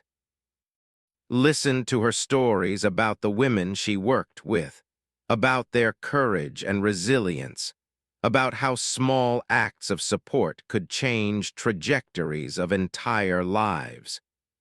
He realized that his daughter had been doing important work all along, while he had been too caught up in his own world to really see it. Junior, his middle child, was finishing his environmental science degree and planning graduate school. He had been accepted to several top programs, but he was considering deferring to work for a year with a nonprofit organization addressing climate change in vulnerable communities. He worried that his father would disapprove of this detour from traditional academic progression, but surprised him by enthusiastically supporting the decision, even offering to use his connections to help Junior find the most impactful placement possible. They talked about purpose and impact, about how had spent years chasing growth without questioning whether that growth was serving any goal beyond itself. Junior told his father that seeing him change had given him permission to imagine different kinds of success than he had thought possible. Emma, the youngest at 19 now, was studying sociology and becoming increasingly interested in questions of inequality and justice. She challenged her father constantly, pushing him to think more deeply about how his wealth and power created responsibilities he had not always fulfilled. Found these conversations uncomfortable but valuable. Emma did not hesitate to point out contradictions between his stated values and his actions, to question whether his reforms at Wellington Industries went far enough, to ask why he still lived in luxury while so many people struggled. He did not have good answers to all her questions, but he appreciated that she refused to let him off the hook, that she demanded he continue growing and questioning rather than being satisfied with progress already made. Victoria, his ex-wife, remarked during one of their regular coffee meetings that she barely recognized the man had become. She meant it as a compliment, nodding that he seemed more present, more thoughtful, more willing to admit uncertainty. He asked if she ever regretted their divorce, if seeing him change made her wish they had stayed together. Victoria considered the question carefully before answering.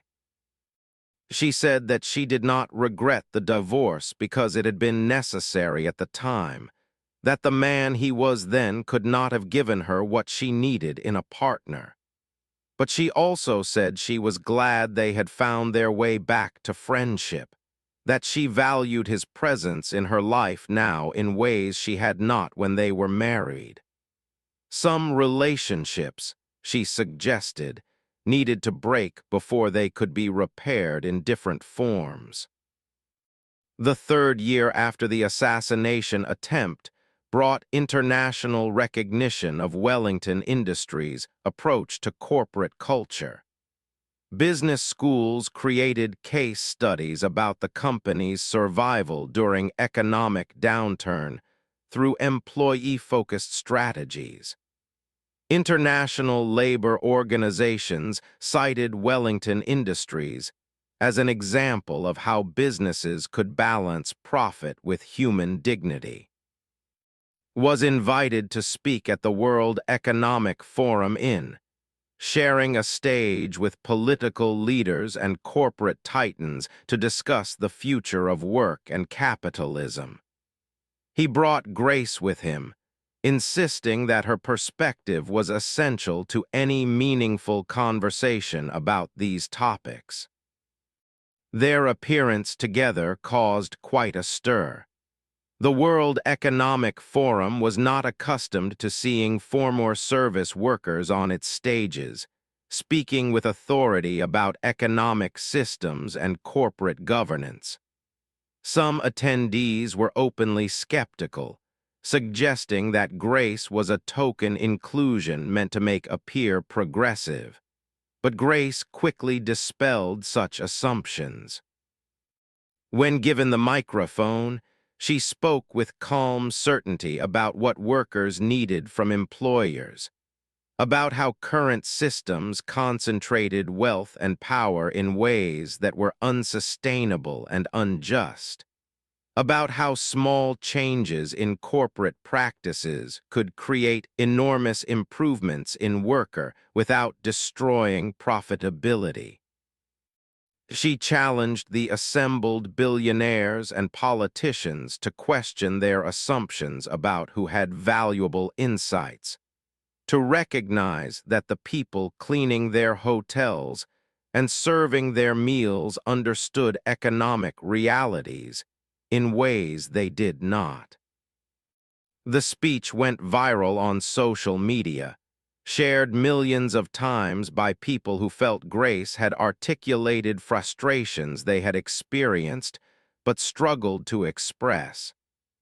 News coverage focused on this unexpected voice at an elite gathering, this woman who had risen from invisibility to speak truth to power.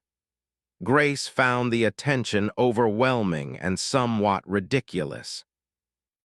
She had simply said things that seemed obvious to her, observations drawn from a lifetime of working in systems that privileged some and exploited others. That these observations surprised wealthy attendees and said more about their isolation than about her insight. Still, she accepted that her platform came with responsibilities. If people were willing to listen, she had an obligation to use her voice for those who remained unheard. Watched Grace command that stage and felt something between pride and humility. Pride that he had helped create the conditions where her voice could be amplified. Humility that he had once been so blind to perspectives like hers, so convinced that his own viewpoint represented objective reality rather than privileged perception.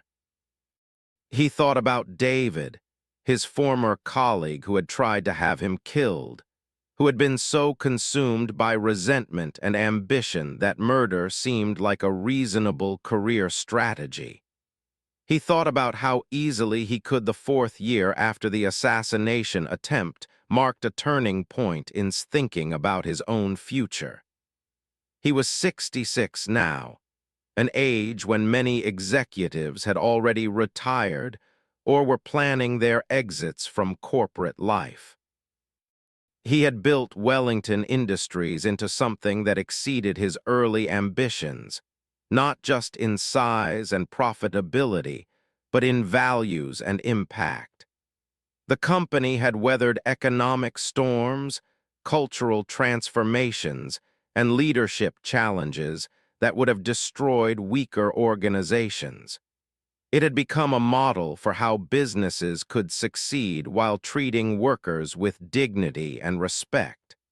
could retire with justified pride in these accomplishments. Yet he found himself reluctant to leave, not because he needed continued validation or feared irrelevance, but because he genuinely enjoyed the work more now than he had in decades. The question of succession became increasingly urgent. The board wanted a clear plan for leadership transition. Shareholders wanted certainty about the company's future direction. Knew he needed to identify and develop his replacement, but he struggled with the criteria that should guide this crucial decision.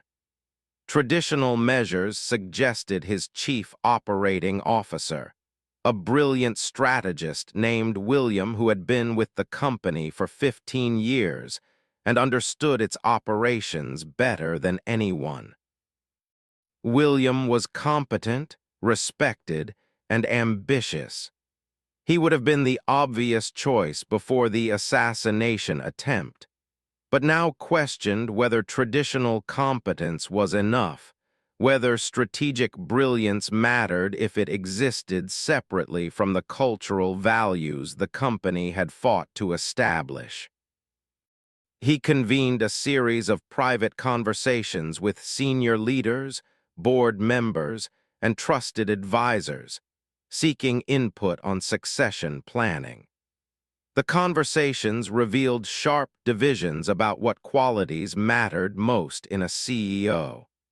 Some argued that Wellington Industries needed someone who could navigate increasingly complex regulatory environments and global market pressures, someone whose primary qualification was technical expertise in finance and operations.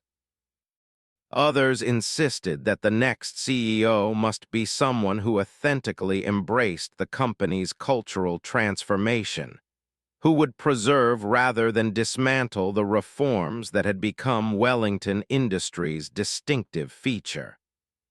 A few bold voices suggested that the company should look outside traditional executive ranks entirely, that true commitment to its stated values required considering unconventional candidates.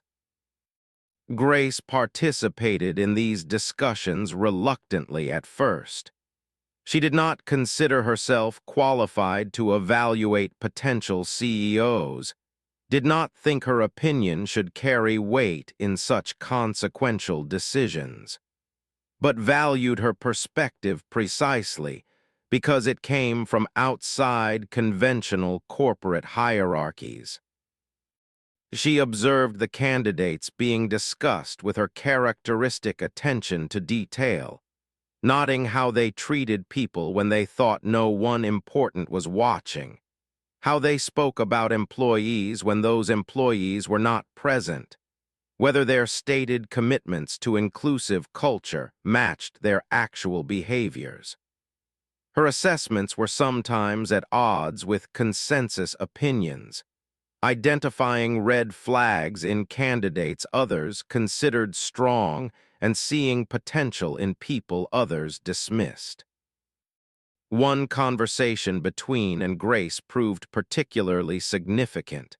They were having coffee in his office early one morning, watching the sun rise over Manhattan, when Grace asked him a question that had been troubling her. "What happens to everything we've built when you're gone?" she asked quietly. "What prevents the next CEO from deciding that treating employees well is too expensive, that we need to go back to old ways of doing things?" Did not have a good answer. He had been asking himself the same question. Culture could not be locked in place through policies and procedures. It required constant maintenance, active commitment from leadership, willingness to resist pressures toward efficiency that sacrificed humanity. They talked for hours that morning about how to embed values into organizational structures in ways that could outlast any individual leader. They discussed governance reforms, that would give employees more voice in major decisions. They explored the possibility of converting Wellington Industries to a benefit corporation structure that would legally require the company to balance profit with social and environmental impact. They considered creating an independent oversight board with authority to evaluate whether leadership was maintaining cultural commitments. None of these ideas offered perfect solutions, but together they represented ways to make the company's values more than just the preferences of one CEO, to institutionalize commitments that could survive leadership transitions. Brought these proposals to his board with a mixture of trepidation and determination. He knew many members would resist changes that constrained future leadership's flexibility. He was right. The board meeting devolved into heated argument about whether was trying to impose his personal politics on the company in perpetuity, whether he had the right to bind future leaders to his vision, whether these proposals would make Wellington Industries less competitive and attractive to top talent. Listened to the objections, then responded with a simple observation. The company's market value had increased by 40% during the 4 years since the assassination attempt, outperforming industry averages despite economic headwinds and unconventional practices. The culture they had built was not a liability but an asset, not a drag on performance but a source of competitive advantage. The debate continued for months, involving lawyers and consultants, employee focus groups and shareholder presentations. Used every bit of political capital he had accumulated over decades to push these governance reforms forward. Some board members resigned in protest, forcing to recruit replacements who shared his vision. Shareholders filed lawsuits claiming he was breaching fiduciary duties, forcing expensive legal battles that distracted from business operations. It was exhausting and frustrating, requiring to fight for changes he believed Wellington Industries needed to survive long-term while managing present-day challenges that demanded immediate attention. There were moments when he questioned whether the effort was worth it, whether he should simply find a successor he trusted and hope for the best rather than trying to engineer structural protections for cultural values. Grace watched these struggles with concern for his health, and the stress was visible in his face, in the weight he was losing, in the exhaustion that showed during their conversations. She worried that he was sacrificing too much for a fight he might not win, but she also understood why it mattered to him. He had been given a second chance at life 4 years earlier, had used that chance to try to build something better than what he had inherited. Watching it all potentially unravel after his departure would be a kind of second death, a negation of the meaning he had found in survival. She supported him as best she could, offering perspective when he was too deep in battles to see clearly, reminding him of what they were fighting for when the fight felt pointless. The resolution came unexpectedly from an unlikely source. A group of Wellington Industries employees, organized through her connections with labor activists, launched a campaign supporting governance reforms. They gathered thousands of signatures on petitions, held rallies outside board meetings, used social media to publicize their demands for structural protections of worker interests. The campaign was sophisticated and strategic, framing the issues in ways that appealed to both progressive activists and practical investors. They argued that companies with stronger worker protections performed better over time, that employee satisfaction correlated with innovation and productivity, that Wellington Industries' success during recent years proved cultural commitments enhanced rather than hindered business performance. The employee campaign changed the dynamics of the board battle. Suddenly, the conversation was not just about personal preferences, but about worker demands and stakeholder interests.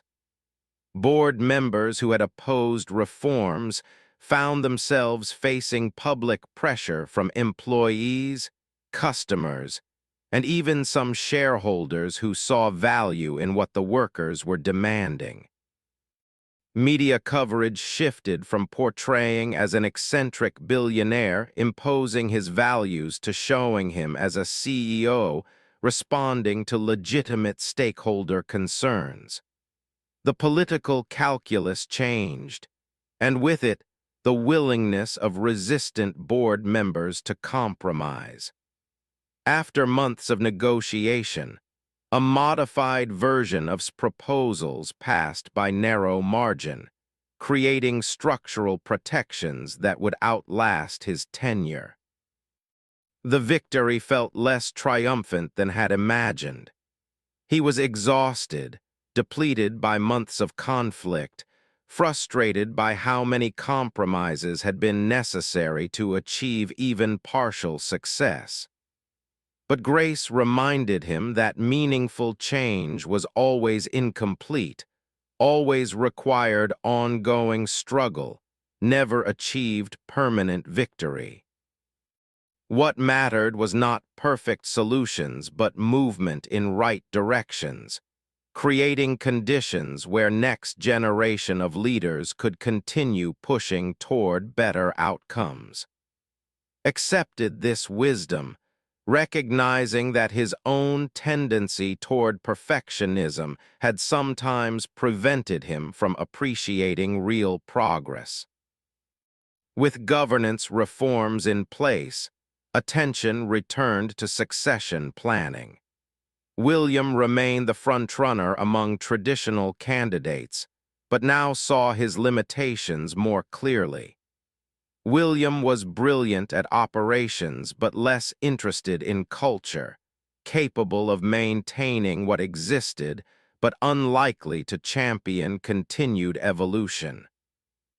Needed someone who combined operational excellence with authentic commitment to worker, someone who saw cultural values not as constraints on business, but as foundations for it. Such people were rare at senior executive levels, precisely because traditional corporate cultures did not select for or develop these qualities. Most executives had succeeded by subordinating humanistic concerns to numerical performance, by treating people as resources to be optimized rather than as humans deserving dignity. The solution, when it emerged, seemed obvious in retrospect but radical in the moment. Proposed promoting Jennifer, his executive assistant, to Chief Operating Officer with the explicit understanding that she would succeed him as CEO within 2 years. The proposal shocked nearly everyone. Jennifer had been with the company for 16 years, had extraordinary competence and institutional knowledge, but she had never held traditional executive roles. She had an MBA from a respectable but not elite school. She had not come up through the usual paths that produced corporate leaders. Promoting her to COO would be unusual. Making her CEO would be unprecedented for Wellington Industries. The board's reaction was predictably skeptical. Several members questioned whether was making an emotional decision based on personal loyalty rather than a rational assessment of leadership requirements. but had been thinking about this possibility for months, watching how Jennifer handled complex situations, seeing how employees at all levels trusted and respected her, noticing how she balanced competing priorities with wisdom that came from years of observing leadership at closest range. She understood the company as well as anyone, had relationships throughout the organization, possessed emotional intelligence that complemented her analytical skills. Most importantly, she authentically believed in the cultural values had tried to embed in Wellington Industries. She would not see them as burdens to be discarded when convenient, but as essential elements of the company's identity and competitive advantage. Made his case carefully, providing evidence of Jennifer's capabilities, addressing concerns about her readiness, offering a structured transition period that would prepare her for increased responsibilities. Jennifer herself was overwhelmed by the proposal. When first raised the possibility during a private conversation, she thought he was joking. She pointed out all the reasons why she was not qualified, all the ways that promoting her would be controversial, all the risks involved in such an unconventional choice. Listened to her objections, then asked a simple question. "Do you think you could do the job well?" Jennifer considered carefully before answering. "I think I could learn to do it well," she said finally. "I don't have all the answers, but I understand what the company needs. I care about the people here. I believe in what we're trying to build." Smiled. "That's all I needed to hear. Everything else we can teach you."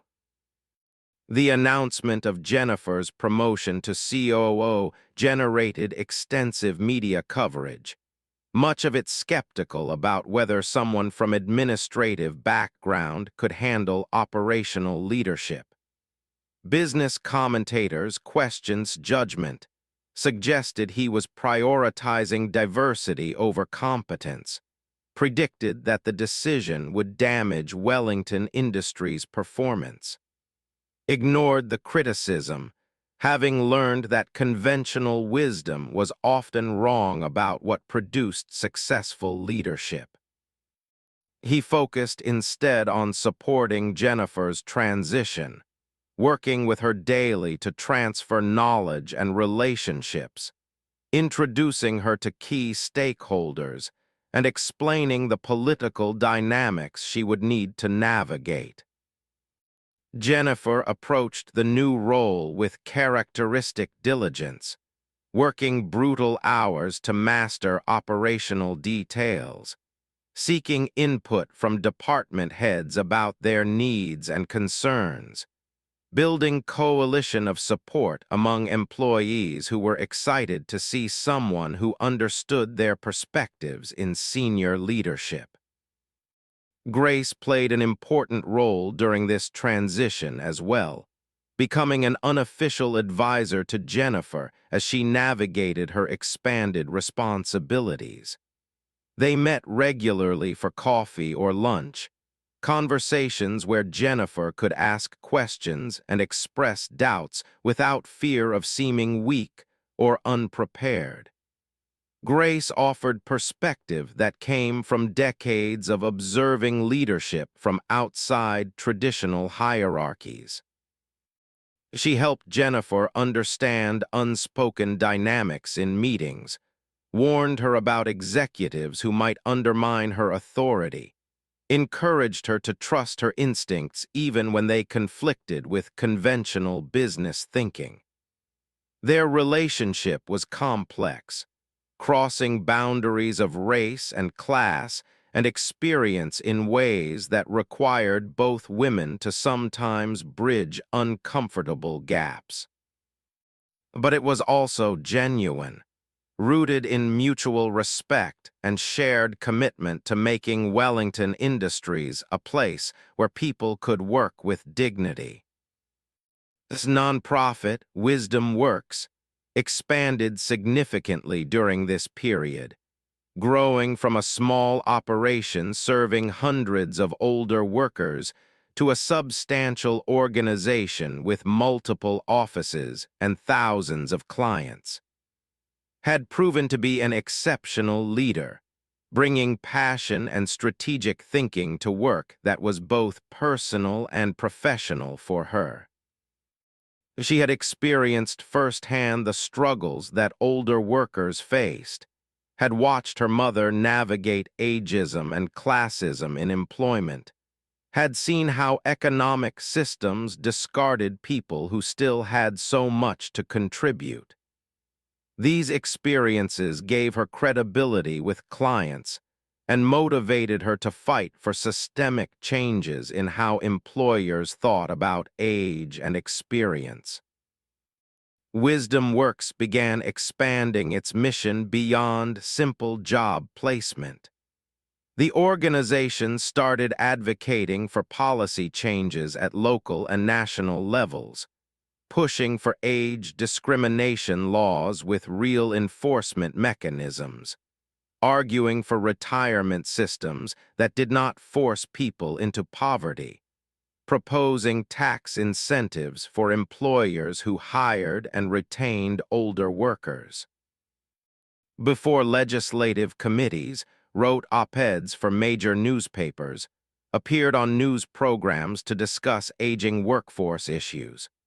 She was articulate and compelling, bringing statistical evidence and personal stories together in ways that moved both heads and hearts.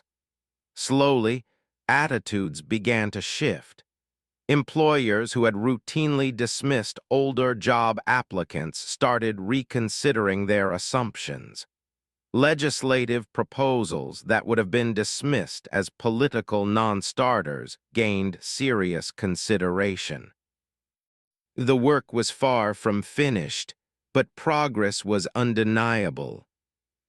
Watched both Jennifer and step into leadership roles with satisfaction that felt different from the pride he had once taken in business victories.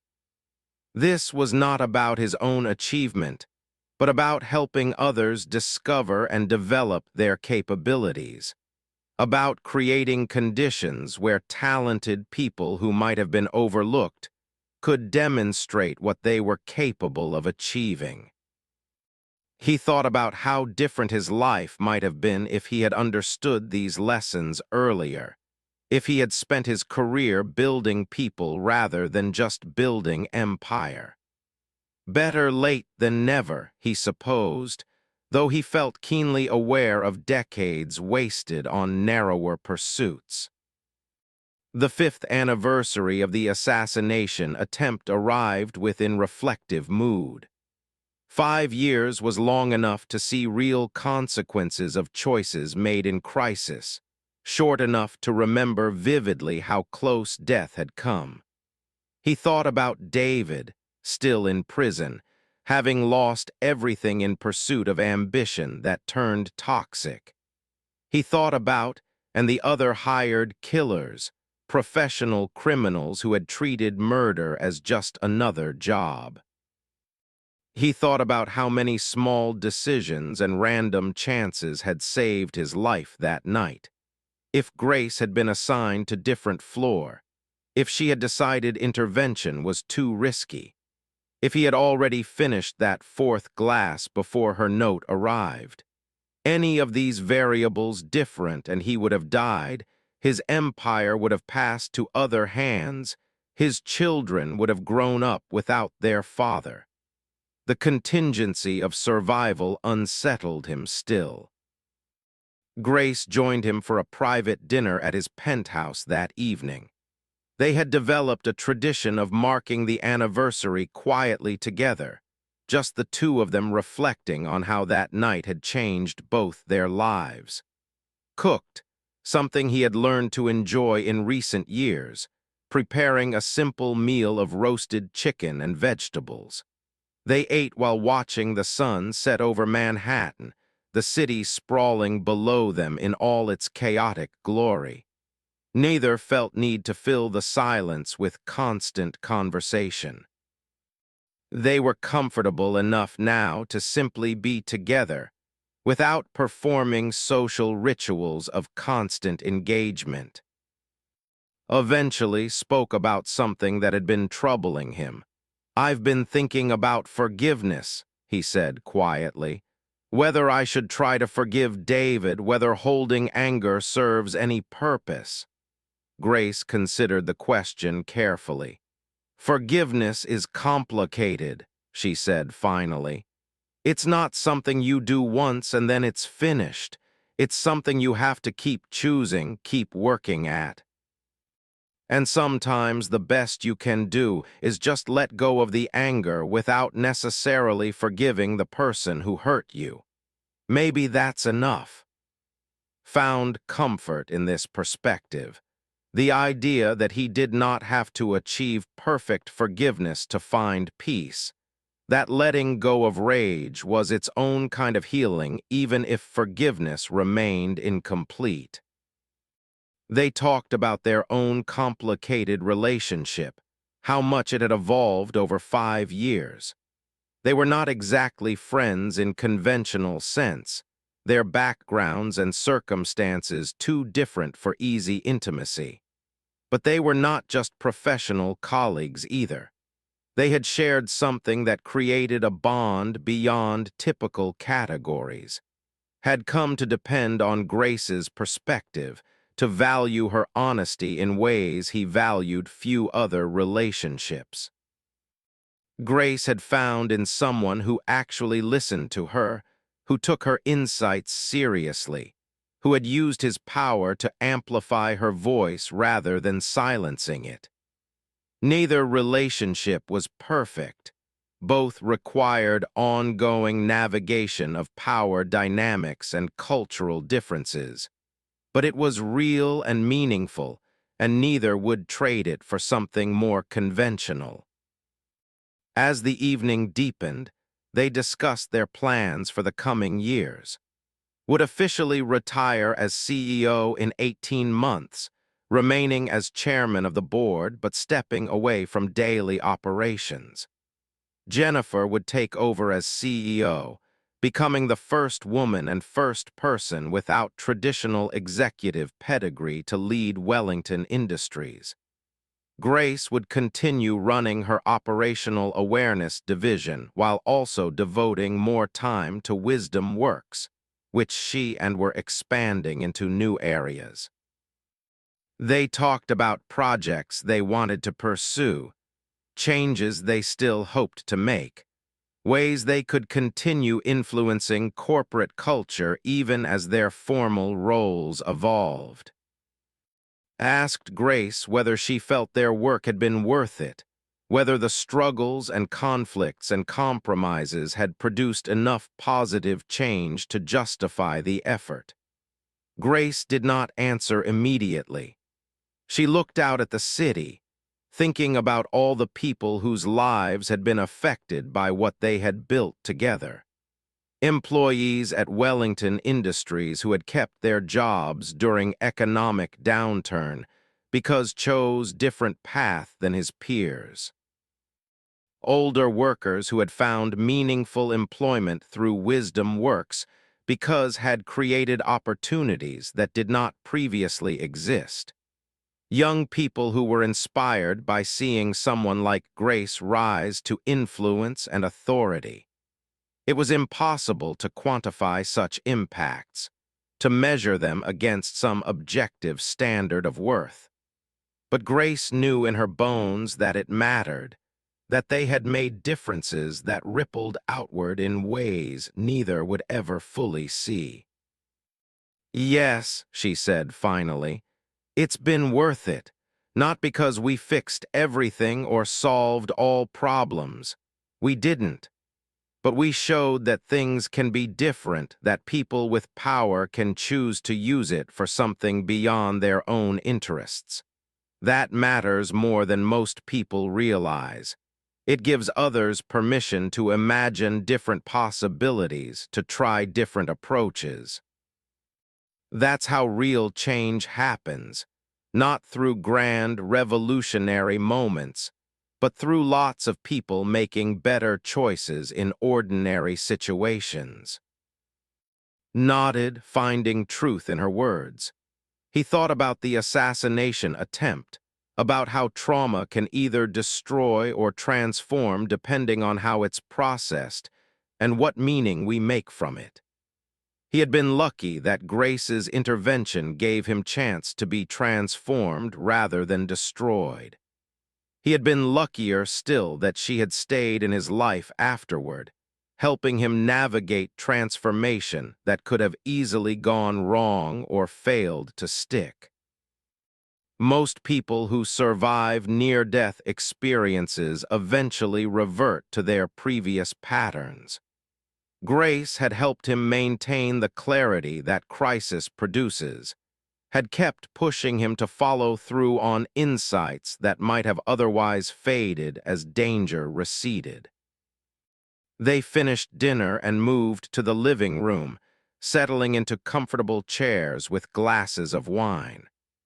The city lights twinkled below, each light representing lives being lived, struggles being navigated, choices being made. Thought about how invisible most of those lives were to people like him, how easy it was for the wealthy and powerful to forget that other people existed as fully as they did, with equally complex interior lives and equally valid needs and desires. He had been guilty of this forgetting for most of his life. Grace had helped him remember, had insisted through her presence and her perspective that invisibility was a choice, that he could see people if he wanted to, that choosing to see came with obligations he could not ignore. As midnight approached, they parted with the warmth of people who had been through something together that neither could fully explain to others. Walked Grace to the elevator, thanking her once again for saving his life, thanking her for everything that had followed. Grace accepted the thanks but reminded him that she had only done what felt right, that he had made his own choices about how to respond. The real credit, she suggested, belonged to him for being willing to change, for being humble enough to learn from someone he might have previously dismissed. The elevator doors closed and returned to his penthouse alone, thinking about how much his life had changed because a woman he had never noticed wrote a warning on a napkin. The next morning woke early and went for a run in Central Park. The sun was just rising, painting the sky in shades of pink and gold. He ran his usual route, past the reservoir and through the tree-lined paths, breathing the cool morning air and feeling grateful to be alive. He thought about the 5 years since the assassination attempt, about all the ways his life had been redirected by that Thursday night. He thought about the people he had met and the lessons he had learned and the relationships he had built. He thought about the company he was preparing to hand over to Jennifer, hoping it would continue evolving in positive directions, knowing he had done what he could to give it the best chance of doing so. As he ran past other early morning exercisers, dog walkers and fellow joggers, homeless people sleeping on benches, police officers patrolling the park, he saw them all now in ways he had not before, noticing their presence instead of looking through them. Each person had a story, had reasons for being where they were, had lives as complex and important as his own. This recognition, this simple acknowledgement of shared humanity, had become automatic for in ways it had not been for most of his life. It was perhaps the most important change that had come from his near-death experience.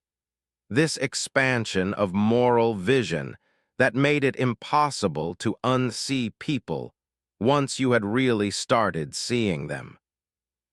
By the time returned to his building, sweaty and tired but energized by the run, he had made a decision. He would write a book about what he had learned, not as a business manual or leadership guide, but as an honest accounting of how privilege had blinded him and how crisis had opened his eyes. He would tell Grace's story with her permission, but he would also tell his own story with all its failings and blind spots exposed. Too many business leaders wrote triumphalist narratives that portrayed their success as inevitable products of their own brilliance. Wanted to write something different, something that acknowledged luck and help and unearned advantages, something that might help other people in positions of power recognize their own blind spots before crisis forced the recognition.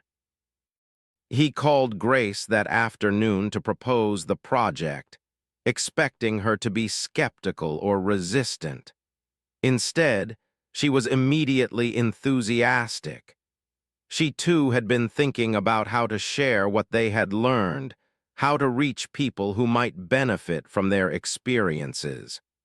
They agreed to work on the book together to tell the story from both perspectives, to be honest about failures and struggles as well as successes. It would take time, require difficult conversations, demand vulnerability from both of them. But they were ready for the challenge, ready to turn their private experience into something that might help others navigate their own journeys toward clearer seeing and more meaningful living. The book, when it was finally published 2 years later, became a surprise bestseller. Critics praised its honesty and complexity, its refusal to offer simple formulas or easy answers. Readers responded to the authentic humanity of both and Grace's voices, to the way they acknowledged mistakes and uncertainties while still offering hope that change was possible. The book launched conversations in corporate boardrooms and union halls, in business schools and community colleges, in churches and coffee shops. It did not revolutionize American capitalism or solve inequality, but it contributed to slowly shifting conversations about what businesses owed their workers, about how success should be measured, about whose perspectives mattered in decisions that affected entire communities. Grace remained private person despite the book's success, declining most interview requests and avoiding celebrity that some authors craved. She continued her work with Wisdom Works and Wellington Industries, focusing on practical impacts rather than public recognition. But she agreed to do occasional speaking engagements, particularly at venues where she could reach working-class audiences who might benefit from her story. She wanted people to know that they did not have to accept invisibility, that their observations and instincts had value, that speaking up could matter even when silence seemed safer. These messages resonated especially with women and people of color who had spent lifetimes navigating systems that dismissed their perspectives. Stepped down as CEO on schedule, handing leadership to Jennifer in a ceremony that was both celebratory and bittersweet. He had spent decades building Wellington Industries, had defined himself largely through his role as CEO, had worried that retirement might leave him feeling empty or purposeless. Instead, he found himself energized by new possibilities, excited to focus on writing and speaking and advising without the constant demands of running a major corporation. He stayed on as chairman of the board, providing continuity and guidance, but the daily operations were now Jennifer's responsibility. She proved herself capable from the start, earning respect through her competence and leadership style that balanced toughness with empathy. The company continued to evolve under Jennifer's leadership, implementing new initiatives that built on the cultural foundation and Grace had established. Employee ownership programs gave workers real stake in company success. Profit-sharing arrangements ensured that good years benefited everyone, not just executives and shareholders. Sustainability initiatives addressed environmental impacts that had been ignored during the company's earlier decades. The changes were not always smooth or universally popular, but they reflected a vision of business that prioritized multiple stakeholders rather than serving only shareholder interests. Grace retired from Wellington Industries at age 65, though she continued active involvement with Wisdom Works and served on several corporate and nonprofit boards. She finally bought a small house with a garden in Queens, something she had dreamed about for decades, but never thought she could afford. She spent time with her, now teenagers who were thriving in ways that had seemed impossible during the years when their medical needs strained the family financially. She volunteered at her church and in her community, returning to the kind of direct service that had always given her satisfaction. Her life was quieter than it had been during the intense years following the assassination attempt, but it was deeply satisfying, filled with people she loved and work that felt meaningful. And Grace stayed in close contact throughout their retirements, meeting regularly for coffee or lunch, talking on the phone about ideas and concerns and memories. They had become genuine friends despite the differences that had once seemed like unbridgeable chasms. Their friendship was testament to possibility that people from vastly different backgrounds could find common ground if they were willing to be humble and honest with each other.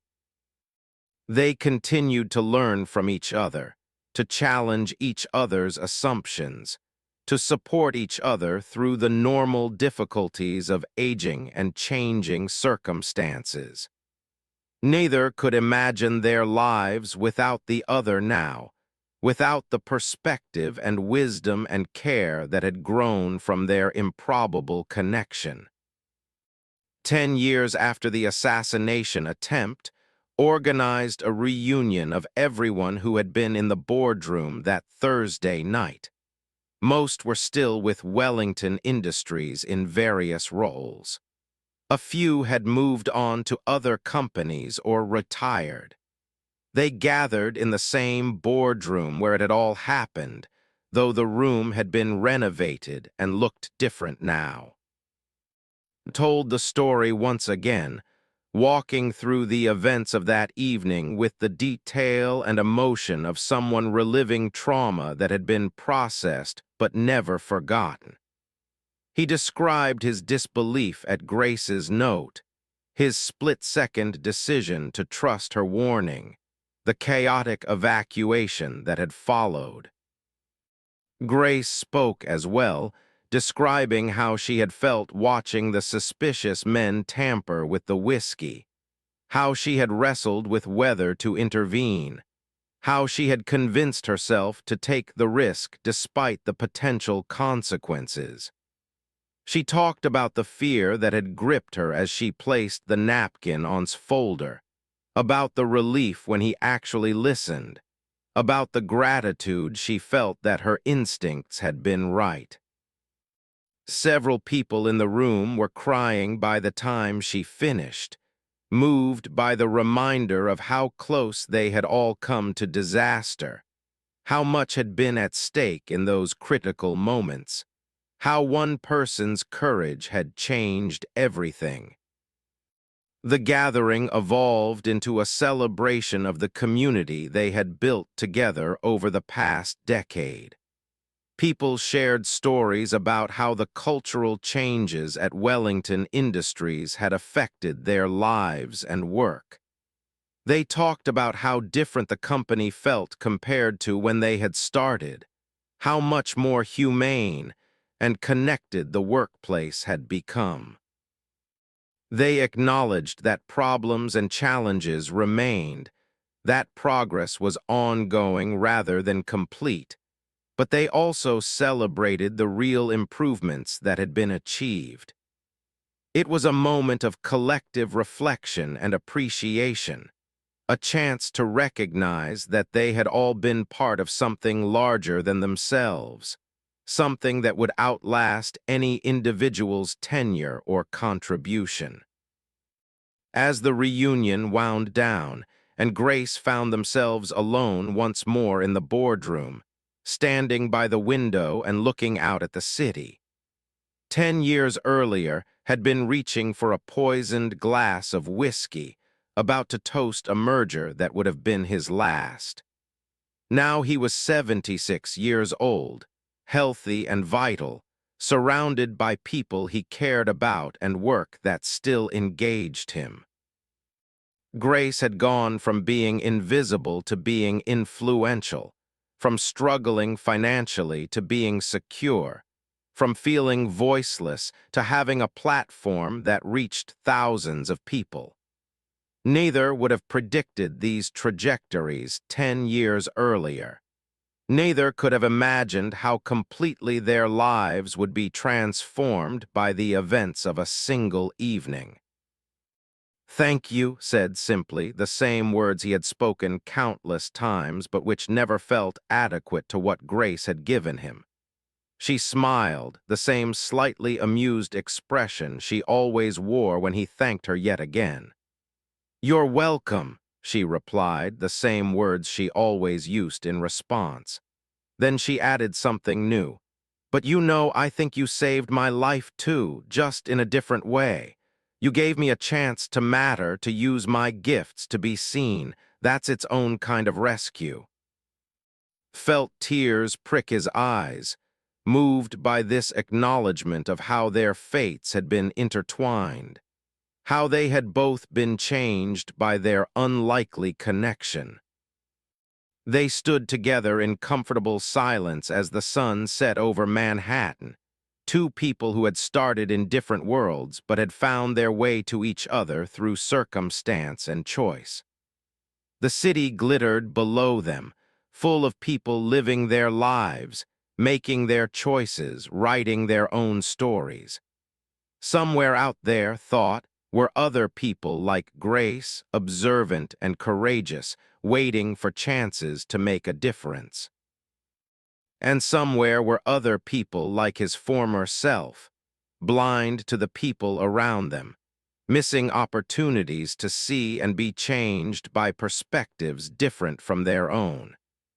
He hoped his story and Grace's might help bridge those gaps, might encourage people with power to actually use it for good, might remind people without traditional authority that they had more influence than they realized. As darkness fell completely, and Grace left the boardroom and walked together to the elevators, they parted with a hug, something that would have been unthinkable 10 years earlier but now felt natural. Went home to his penthouse, Grace to her house in Queens.